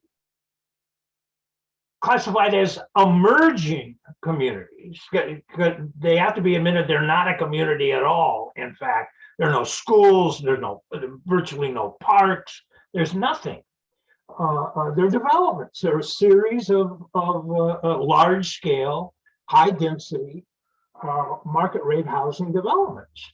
And those are the emerging communities that should take precedence over existing neighborhoods. That's the line. So all through this, Chairman Townsend voted yay. And the key break occurred Sunday night, in which Potrero Hill was moved out of District 10 into the Mission, which there are some long ago historic relationships. Literally, I mean, the Plank Road, which was the first street, it was kind of Market Street, started in Mission Bay, the north end of the Potrero, and went from the Mission through Mission Bay to the Bay. And that was the Plank Road. That was the first big road in the city. But that was, 1849, 1850.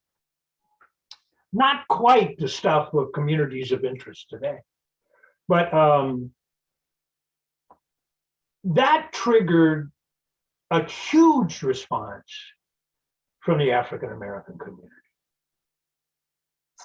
And Commissioner Townsend's justification for moving the Tenderloin into D5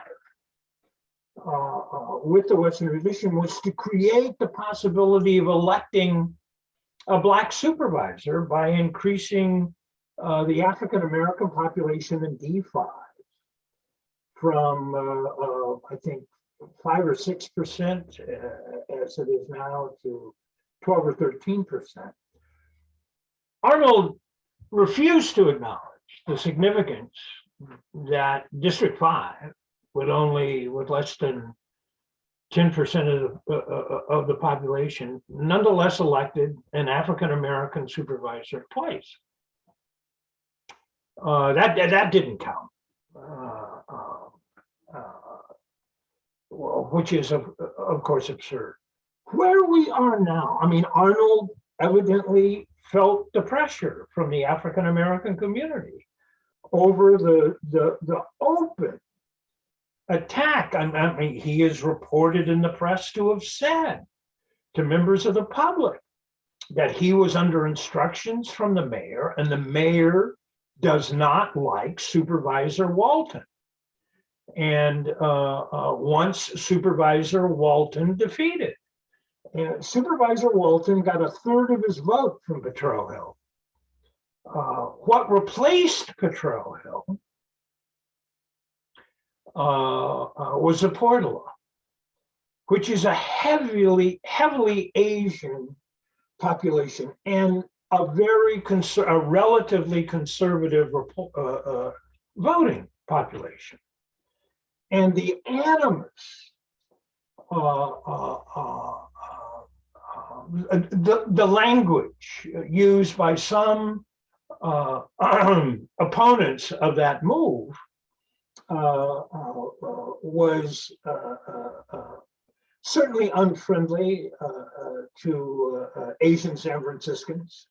And the pushback from Asians was certainly unfriendly to African American San Franciscans. And a very ugly tone entered into the discussion over district elections, and these lines started becoming extraordinarily divisive at levels that I think surprised people. So the Chronicle poo-poos the toxic politics of San Francisco. The toxic politics is coming from one direction: the 5 votes on the task force that has adopted this absurd map. This did not come from any political movement in San Francisco. They're not Trumpies running around San Francisco saying put the Tenderloin in with the Western Addition and put Potrero Hill in the Mission.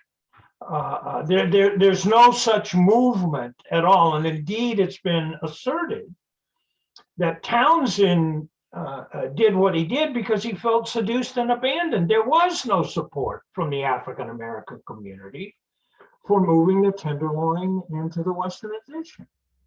And he felt exposed, politically exposed.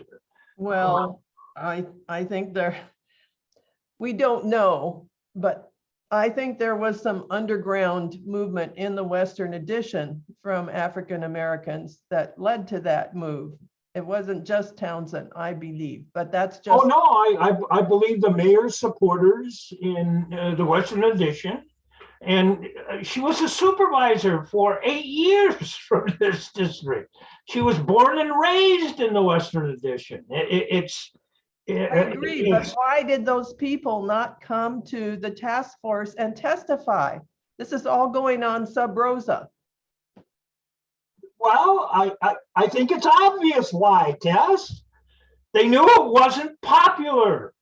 They did not want to stand up against Black people from the Tenderloin saying you're out of your mind. We don't want to be in the Western Addition or with the Western Addition.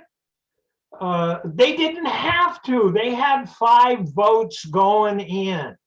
They didn't have to show up. And you know, the mayor had 5 votes.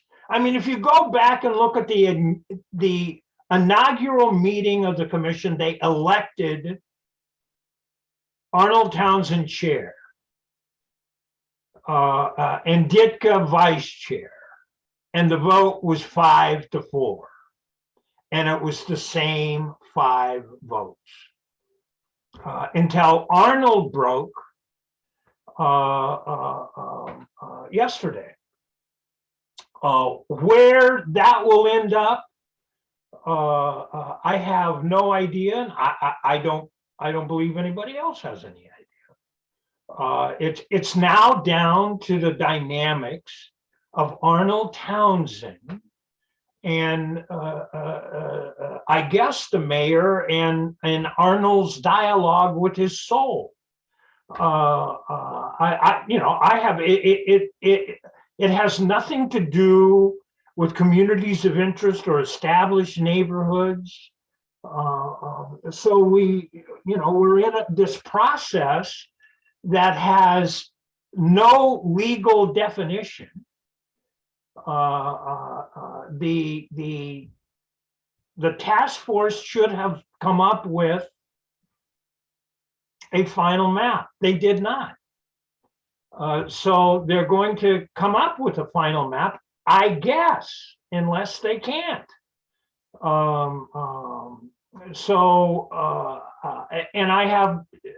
there is no doubt in my mind that whatever they come up with will be sued. And, you know, I mean, there are 9,000 cases that can be made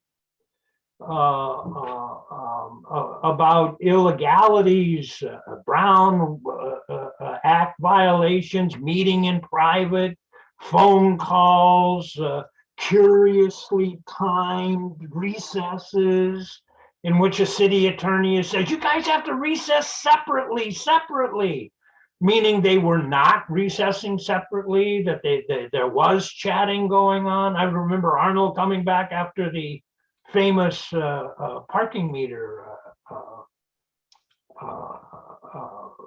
recess and sits down and asks, according to the film I've seen, does anybody want to rescind the vote? And Ditka rescinds her vote. Did you see the part where Member Reiner had said, is there any way that we can like not have public comment so we can get through it and do the work faster? And, you know, because it takes so long, you know, or can we end it at a certain time? And I'm like pulling my hair out when I hear that. No, I know the violations are profound. And Bruce, you wrote a strong email to the board on that point, that they are fundamental rights of a democracy. And, you know, do we have the democracy is on the line, you know, and I agree. But, you know, there's politics involved, you know, and politics are sometimes democratic and politics are sometimes not democratic. The forces that be don't care about process or democracy, that they're all like the new guard, and they're just like, here's my understanding of where we are. This will be litigated, and it will be litigated on you know, two sets of it seems to me on two grounds. One is process. Was a process violation? Absolutely. Every democratic, fair process was kind of openly, you know, televised, breached. You know, I mean, with no grace, with, you know, with no talent, with no skill. It was, you know, incompetently and nakedly done, repeatedly. Granted, what a judge would rule is, okay, go back and do it again. This time, fair. Same body, you know. Yes, the Elections Commission, all of the appointees serve at pleasure of their appointed bodies. Yes, the Election Commission could change who they select. If you don't think that would be litigated, you're out of your mind. The fact that they're beyond a charter limit is litigatable. In those cases, I think what some people are angling for is a special master, is that the court appoints a genius, a special master, who looks at the record, looks at all the testimony, looks at what happened, and comes up with a map. And that's it. Can that be done by June 15th? Is the result of a special master not litigatable? Itself cannot be sued? There is no appeal process at all. I find that hard to believe. I don't know. I'm not a lawyer. I don't play one on television. Nor on Zoom. I'm not a lawyer. So there's this reality that people keep dancing around, and that is there's a November election for supervisor from districts. And there's no way in hell I know that they can be suspended or postponed. I don't know how that would even happen. They're going to happen in November. And the Department of Elections needs districts to hold those elections in. And needs to do precinct maps for those districts. The baby is coming. The baby is coming. You can't stop it, basically. Right. And there's this hard reality that goes beyond process and procedure and do it again and special masters. And I don't know the answer to that. So Calvin, is it just tradition that says that the new districts need to be in place for the next election?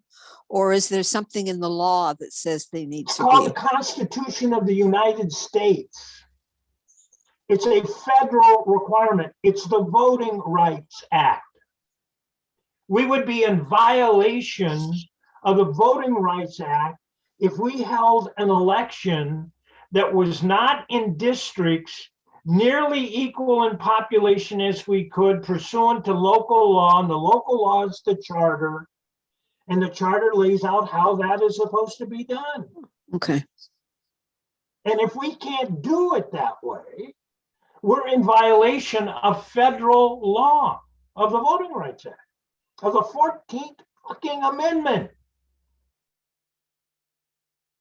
You know, and it's what Republican legislators are doing all over the country, is substituting, you know, either a court or a legislative body for a vote of the people. I mean, what Republican legislators are doing is basically repealing the 14th Amendment at the state level. Well, we would be kind of guilty of the same thing, and not quite, but we would be in violation of the Voting Rights Act of a federal law. So, I mean, I honestly don't know how it's going to be settled. I other than I believe there will be elections from supervisorial districts this November. And those districts must meet federal law. Now, it's possible that a special master can come up with a set of districts. An expert can look at everything. And I mean, there's only probably 23,000 pages of testimony. These hearings have gone on for 8 hours, repeatedly. Thousands of people have given testimony, or there have been 1,000 pieces of testimony given. Hundreds, if not thousands of documents have been submitted. Community of interest statements, maps, diagrams. Special masters just look at all of that and take a look at the record and then come up with an objective set of districts that meet federal, state, and local law. And that's all got to be done by June. It's possible that can happen, but I can't believe that it itself would not be, depending upon how the districts look, it could well be litigated. That could be litigated. So that's, you know, that's where we are. It's in uncharted territory. We have, you know, as close as you can come to a constitutional crisis, call it a charter crisis. The weaknesses and contradictions of the charter have been exposed. There is a deadline to come up with new districts that meet requirements of federal, state, and local law, but there is nothing in the charter that says what happens if you don't meet it. So that is the very definition of a, constitutional crisis, of a founding document, of a charter crisis. How it is resolved is, I don't know, but that's what it is. It isn't going to be a lawsuit. It's not going to be a lawsuit. A lawsuit on procedures is not going to solve the crisis, the Constitution, the charter crisis. A special master may, because what needs to happen, what has to happen, what is demanded by all the law is a map of districts that meet legal requirements. There is such a map, and that is the community unity map that Haight-Ashbury Neighborhood Council participated in creating. It's a legally, that is, it meets the population requirements. And it was supported and endorsed by scores of neighborhood and community organizations, and it's been the subject. It has been the principal organizing factor to the opposition that has been presented to the 5-vote majority task force map. And it is the coalition that one has to give credit for moving Arnold Townsend, which I think in part is true. The problem is Arnold is kind of a mobile guy and moves back and forth, and one wonders what the countervailing pressures might be. He has told Tess and I both to our faces that he has never figured out a way to say no to a mayor. Apparently he found a way, though. Well, Just say no. I am a socialist. I believe in the perfection of human beings. I was also raised a Christian, and I think I believe in redemption. So yeah, sinners can be redeemed. There's no question about that. So, Calvin, the question is posed, do you have any faith at all in the 5 task force members, the ones who walked out? And Townsend, I mean, you just alluded to redemption, and maybe he's more afraid of the public than he is of the mayor now, because I don't know. What do you think? well, he's not a public guy, I mean, he's not dependent upon, he's not an elected official. He has no, I think Arnold would tell you that his political future is behind him. I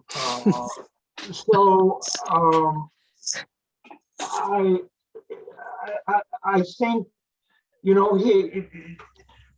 I think the Arnold has told me, and he told a delegation from the Community Unity Map Coalition that met with him. The one, he told us that he wanted to look at moving the Tenderloin into the Western Addition. The other thing that he said at the same meeting, if I recollect correctly, was that the one thing that would not happen was a Portola would never be in District 10. Because he looked and saw that the biggest Trump vote in San Francisco was in the Portola. Wow. And the Portola will never go in to District 10. That you can be guaranteed. And he told us he thought he had 5 votes.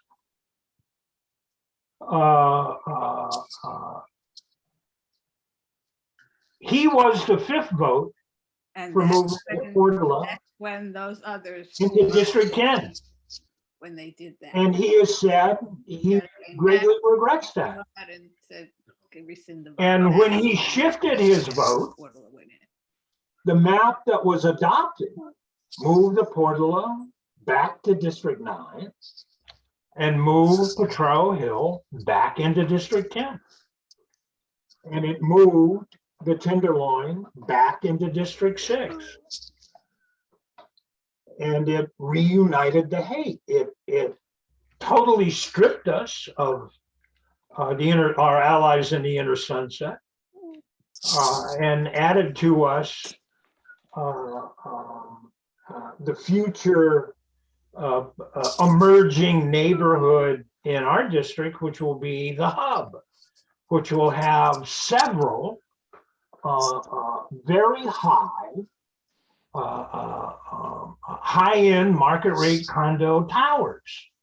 That will be the emerging neighborhood That that was should supposed to take be put in- precedence That over was the in existing neighborhoods in D5. Part of the hub. It's called the hub. The map that the task force is working on puts the hub totally in D5. And ICES totally the inner sunset. Parkview Commons, Acro Sports, the old Poly High School, our old recycling center is in D7.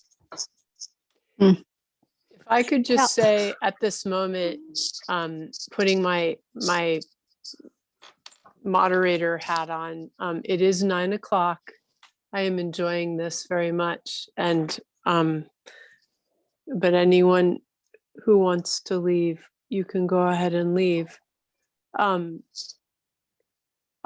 Calvin, so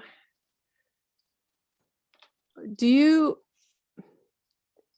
I mean, it seems so punitive of District 5.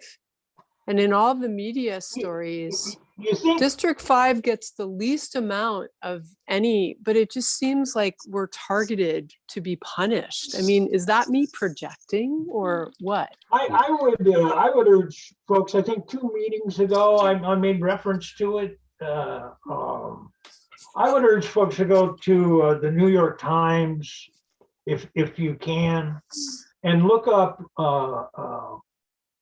Mayor Breed's interview that she gave to the New York Times on her New York swing. And in it, she says if she could abolish the Board of Supervisors, she would. Ha, ha, ha, ha, ha, ha, ha. And then brag about when she was a supervisor, like she routinely pissed off the progressives and delighted in pissing off the progressives. And you know, the neighborhoods are just kind of a pain in the ass and get in the way of the grand vision of the future of San Francisco. Go back and read that in this context. She had a plan. I mean, the Elections Commission's appointments were made in June of 2021. Go to 48 Hills and look up I think it's the June 21st issue, 2021 of 48 Hills. Tim laid it out then. One of the one of the 3 good votes on the commission, all 3 of the supervisors votes. Let me back up. The task force is created by 3 appointing entities. The Board of Supervisors appoints 3. The mayor appoints 3. And the Elections Commission appoints 3. The Elections Commission is itself an appointed body by the DA, the city attorney, the public defender, the Board of Supervisors, the mayor, and the treasurer and the school board. All appoint 1 representative to the Elections Commission. For the last 4 years, the school board has neglected to make an appointment. So the seat is vacant. The appointments are for 5 years.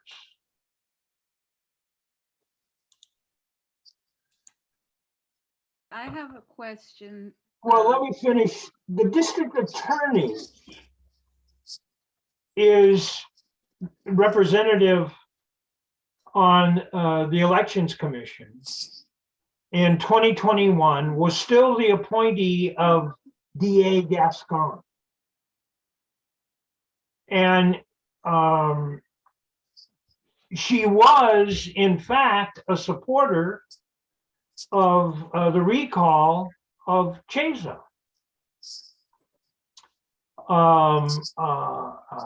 which wasn't happening in 21. She eventually became a supporter of the recall.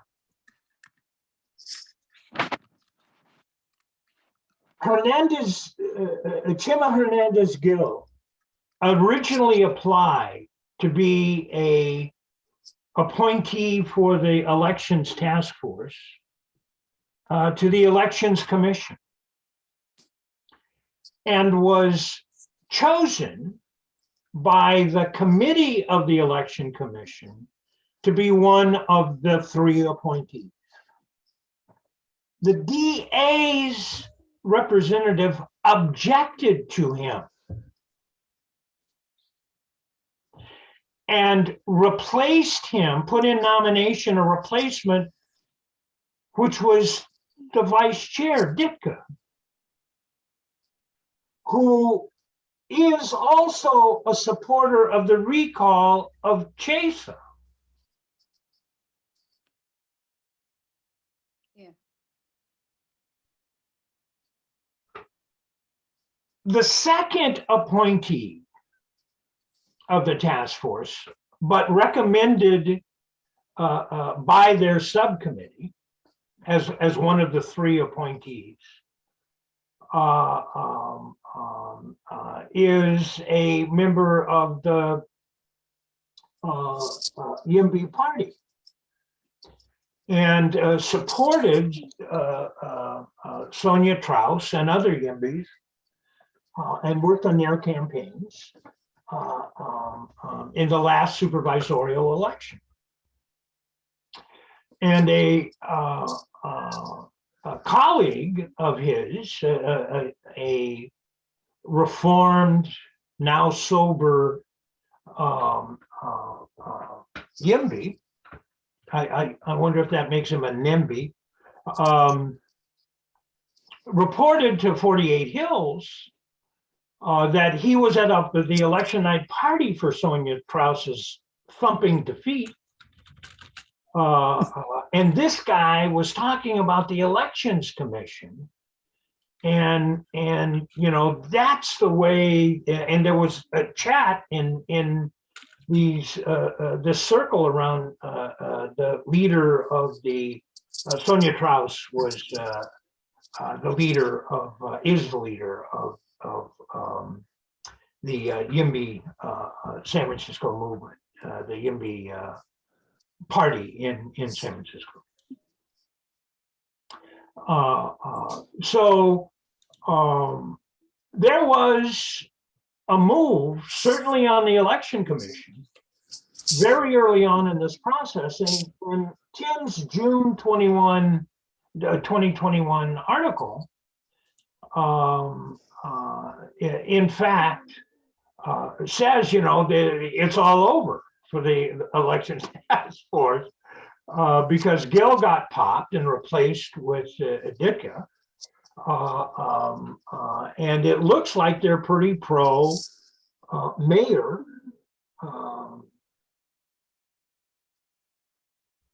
picks for the Election Task Force. I would say the Board of Supervisors was kind of asleep at the wheel.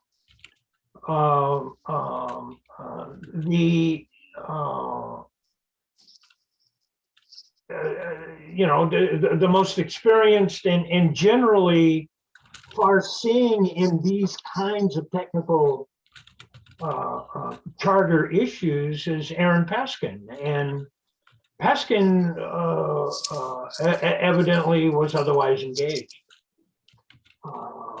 I know subsequently Aaron admitted an alcohol problem and sought treatment and whatever, but the supervisors have, the progressive supervisors whose districts are now in doubt have between them 21 aides. Wow. And it's amazing to me that none of them seem to have paid any attention or said, okay, you out of your corner eye, keep me informed about the election commission's appointments to the redistricting task force. But they didn't. And very early on, the die, at least according to Tim Redmond, seems to have been cast. I wish I was watching. I assume the progressive supervisors were watching, since it's their district that are in question. And I don't have even one staffer, let alone 21, to do that work. So, you know, one of the, I think, unfortunate aspects, the only mistake I think the community has made was in backing this ill-conceived late move on the Elections Commission, which was, you know, it seems to me kind of botched from the beginning. It turns out there was no one on the board, and I believe the idea came from the Board of Supervisors. No one on the board had counted the votes. And it turns out, if you go back and look at the record, the election commission committee that interviewed several dozen applicants and not only recommended 3, but also recommended a list of alternates. Evidently, no one on the Board of Supervisors went back and read the minutes, as I just did the day before yesterday. You can get the minutes of the Election Commission, and if you look at their June meeting, you'll see that a report came from their committee that not only had 3 recommendations, but several alternates. It would have been nice if the supervisors would have arranged an agreement on the part of the majority of the Election Commission to pick some alternates that they'd already screened and replace the 3. Because it was the 3 that, along with Arnold, was 4/5 of the vote, you know? Excuse me, 2 of them joined with all 3 of the mayor's appointments to make the 5. 2 of the Election Commission appointees, Ditka and the Yimby, voted consistently. Well, inconsistently. Actually, they were pretty inconsistent because they had to keep reversing themselves, you know, and rescinding the previous vote. So they weren't all that disciplined, or they got confused, or they got persuaded by the public testimony, the weight of the public testimony. So I hold out nothing for the task force. I think that's kind of, you know, of course, organizations like HANC have to submit a letter saying, you know, take the hub out of D5, add the inner sunset, give us back a little bit more of Golden Gate Park, all of that, you know, trimming. But I mean, each one of those we have had and they've taken away. They've been in various maps. We've had the inner sunset out to 17th Avenue was in one map. We've had all of the institutions of the park. I mean, the museum and the up to that portion of the park. Now we're back to basically just Kezar Stadium and Kezar Pavilion. So I mean, that committee is so mercurial. I have no, we've got to do what we've got to do, but I have no idea what the final thing will be, the final map will be, except I am pretty certain it's going to be litigated. And if a court appoints a special master, we can all go to sleep. There's no public testimony. There's no public hearing. The guy goes off in a room and comes up with a map. Or the gal, I bet you it's a guy, but it could be a woman. Another question.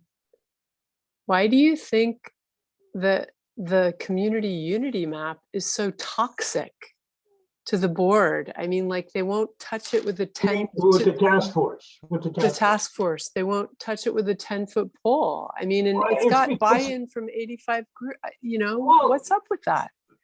Look at the map. The map would re-elect the existing board of supervisors. That's why it's so toxic. So that was the goal all along. That was the whole point of all of this.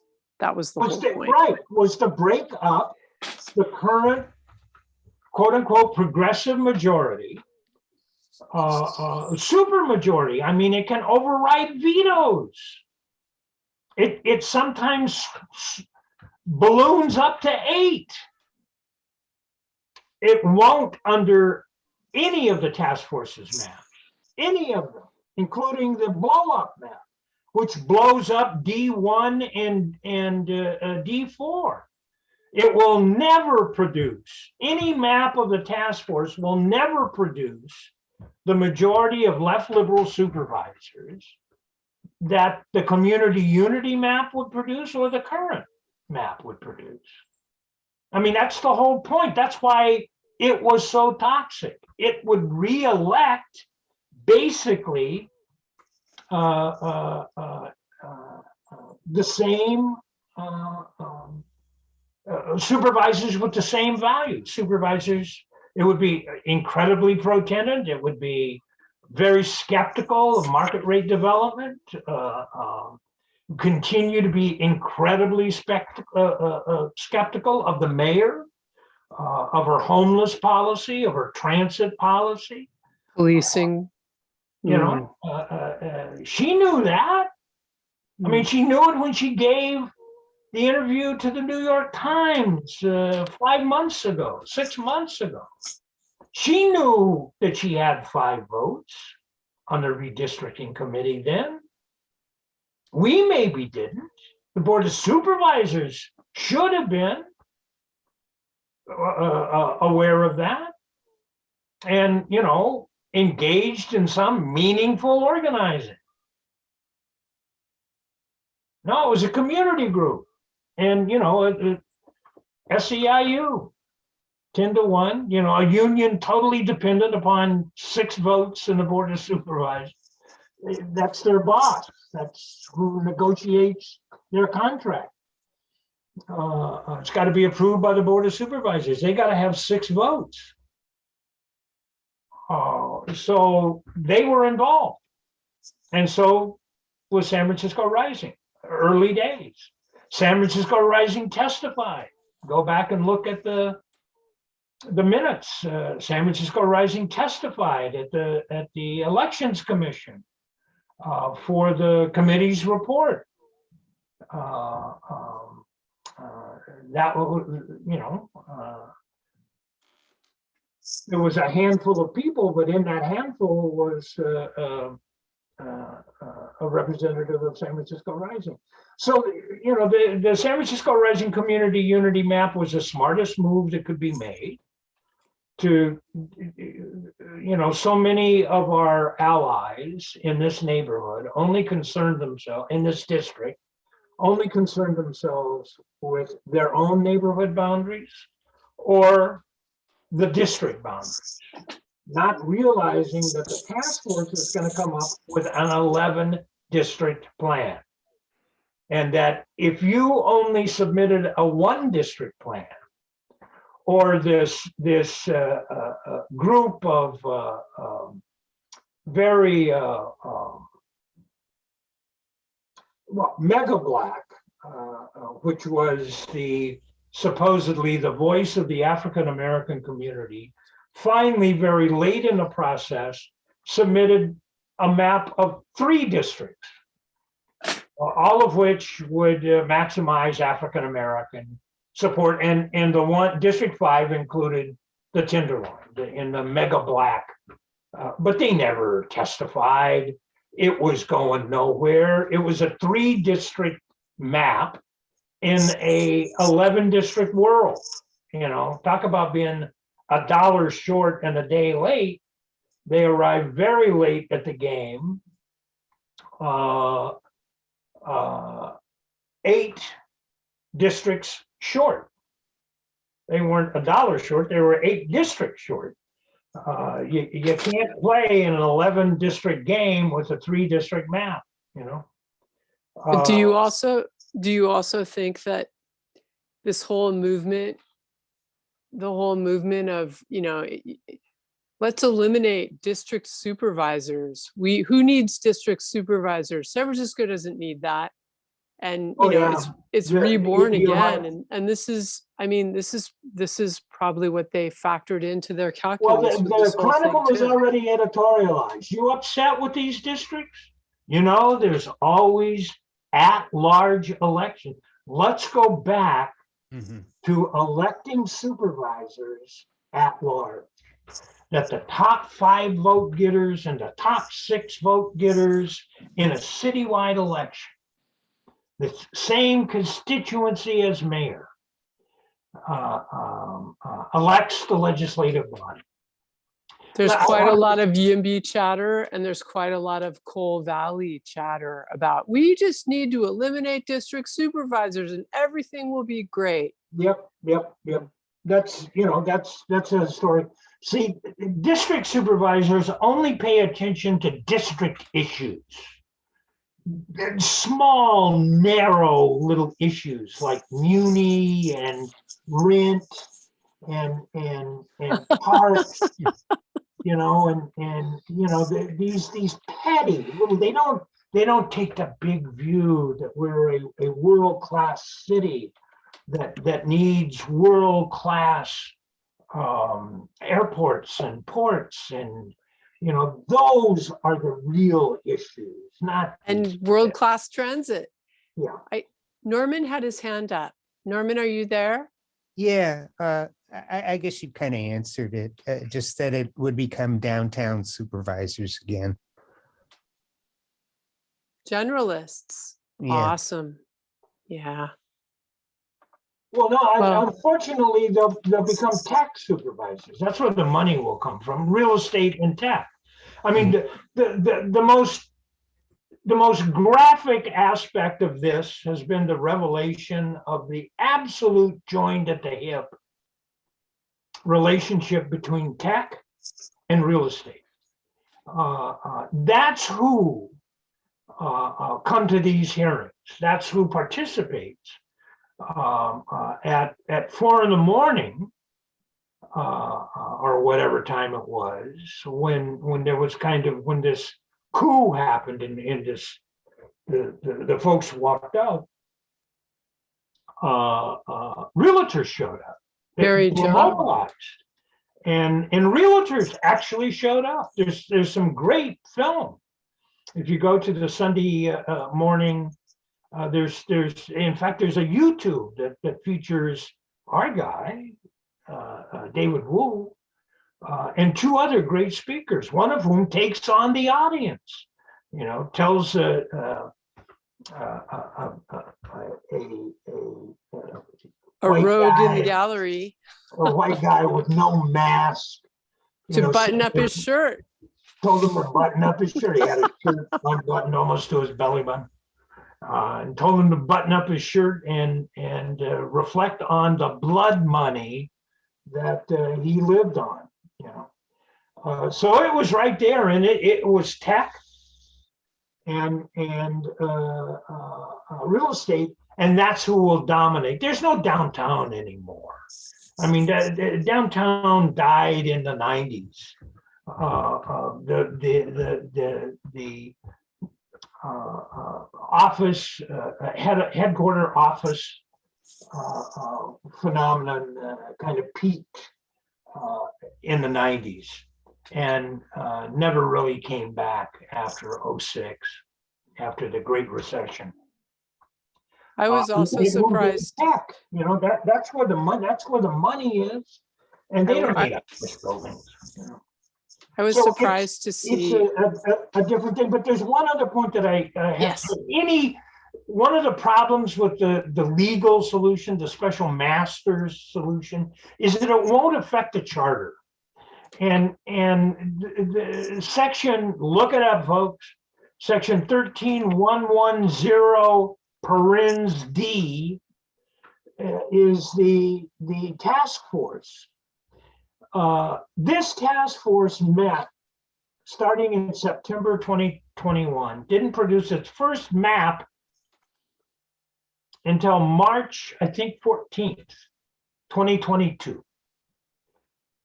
They should be required to produce a map within the first 60 days and submit it to public testimony.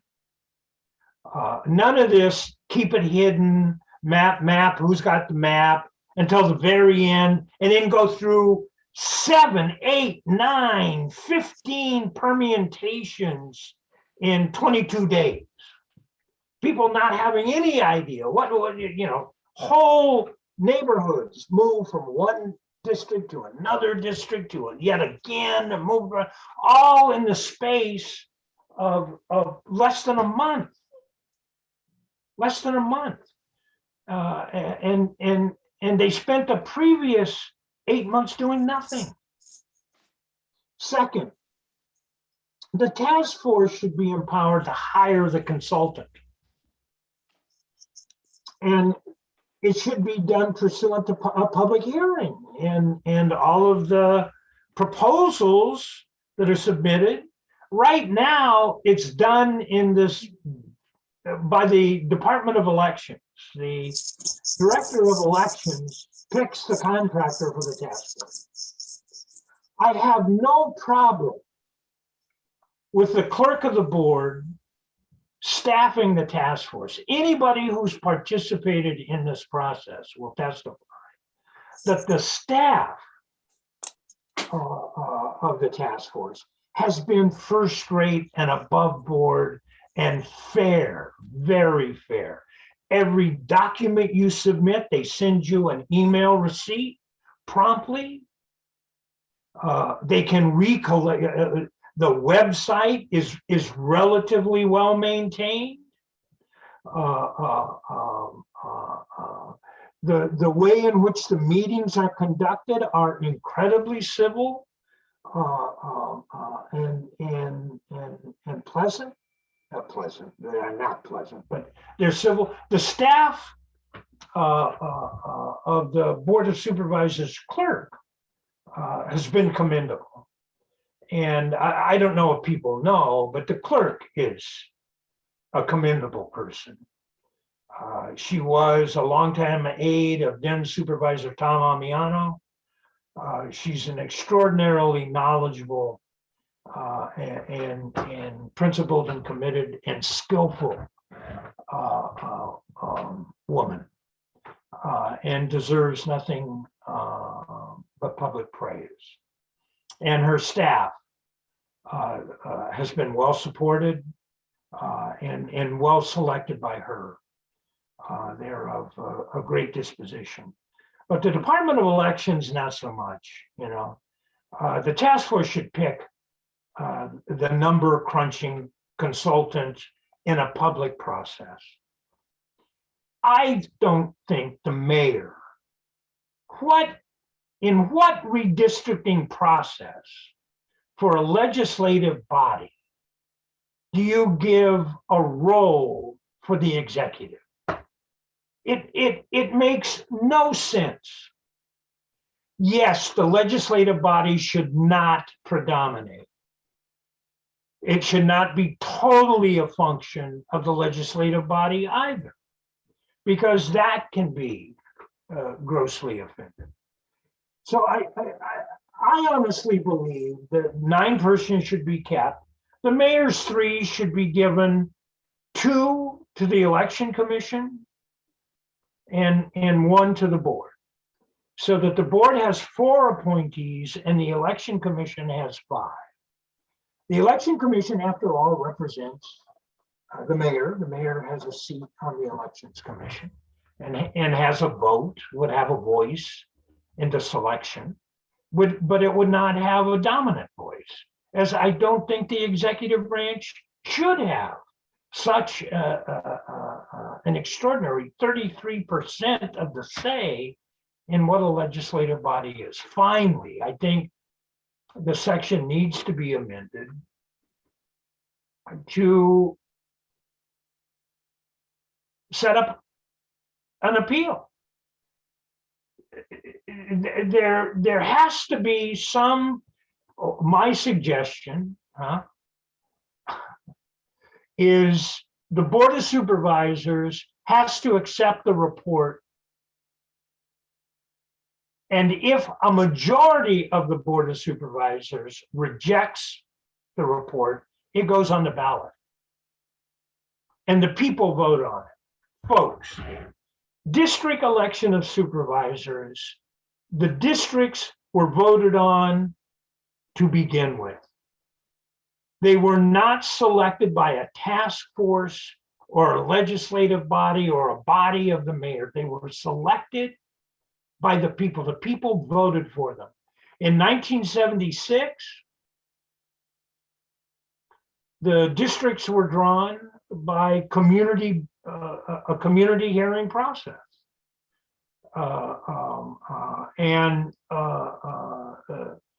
Was voted on in a public meeting by delegates selected by those community meetings. There were 18 held in March of 1976. A map was produced, and only 1 delegation from Little Hollywood walked out because they did not want to be in the same district as Bayview. Little Hollywood is in Visitation Valley. Viz Valley is now part of D10 and loves being part of D10. The 1996 lines were drawn by a task force, were recommended by a task force, but were put on the ballot. And in 1996, the proposition that reinstituted district election of supervisors had the boundaries in it. So it makes perfect sense that the appeal process of the task force can, by a majority vote of the Board of Supervisors, be placed on the ballot. I think, in the June ballot, so that they can be fixed for a November election. So that would be, if I was king for a day, that's what I would urge. And what is being discussed in the Community Unity Map Coalition is a ballot option. And part of that discussion will be, should section 13110D be amended? And I believe everybody working on the subcommittee I'm not saying everybody agrees on what the amendment should be, but I think everybody agrees that we can't keep this kind of thing going, that it needs to be changed in some way. And I think certainly everybody would agree that they should produce a map much more quickly than they did. They should be required to produce a map very early in the process. Certainly that. And certainly they should be allowed to hire their own consultants in public after public review. So I'm not going to try to mimic the task force and go on until 4 a.m. I'm not going to ask people to take a recess to go move their cars so that they won't get towed. I'm going to quit. You don't have to go move your car, Calvin. I have to go walk my dog. Already walked. I walked her too, but she requires walking. So Thank you all. Let's see. Thank you all. 13. Wow. 13. also Jen Bolin, she was here the whole time. Bless her soul. Well, you know, I mean, Shout out to Jenbo. Yeah, that's impressive. Well, it's either impressive or scary. I don't, you know, that there's 13 of us, you know. Yeah. And wait a minute, there's Kat and Richard. That means 14, right? Yep, that's right. Right. It's true. And yeah. So thank you all. Good night. Thank you, Calvin. Thank you, Calvin. Thank you, Calvin. Thank you, Lisa, and everyone else who's been contributing to the effort. Get some rest. We need it. Thank you, You're a gen- everybody. You're a Thank you, gentleman. everyone. you. So Thank good you. to see you. Bye. All right. You're a gentleman and a scholar. Night, everyone. Boy, what a I have way to shut this down. I think I can do it. Ooh, I better go. Okay.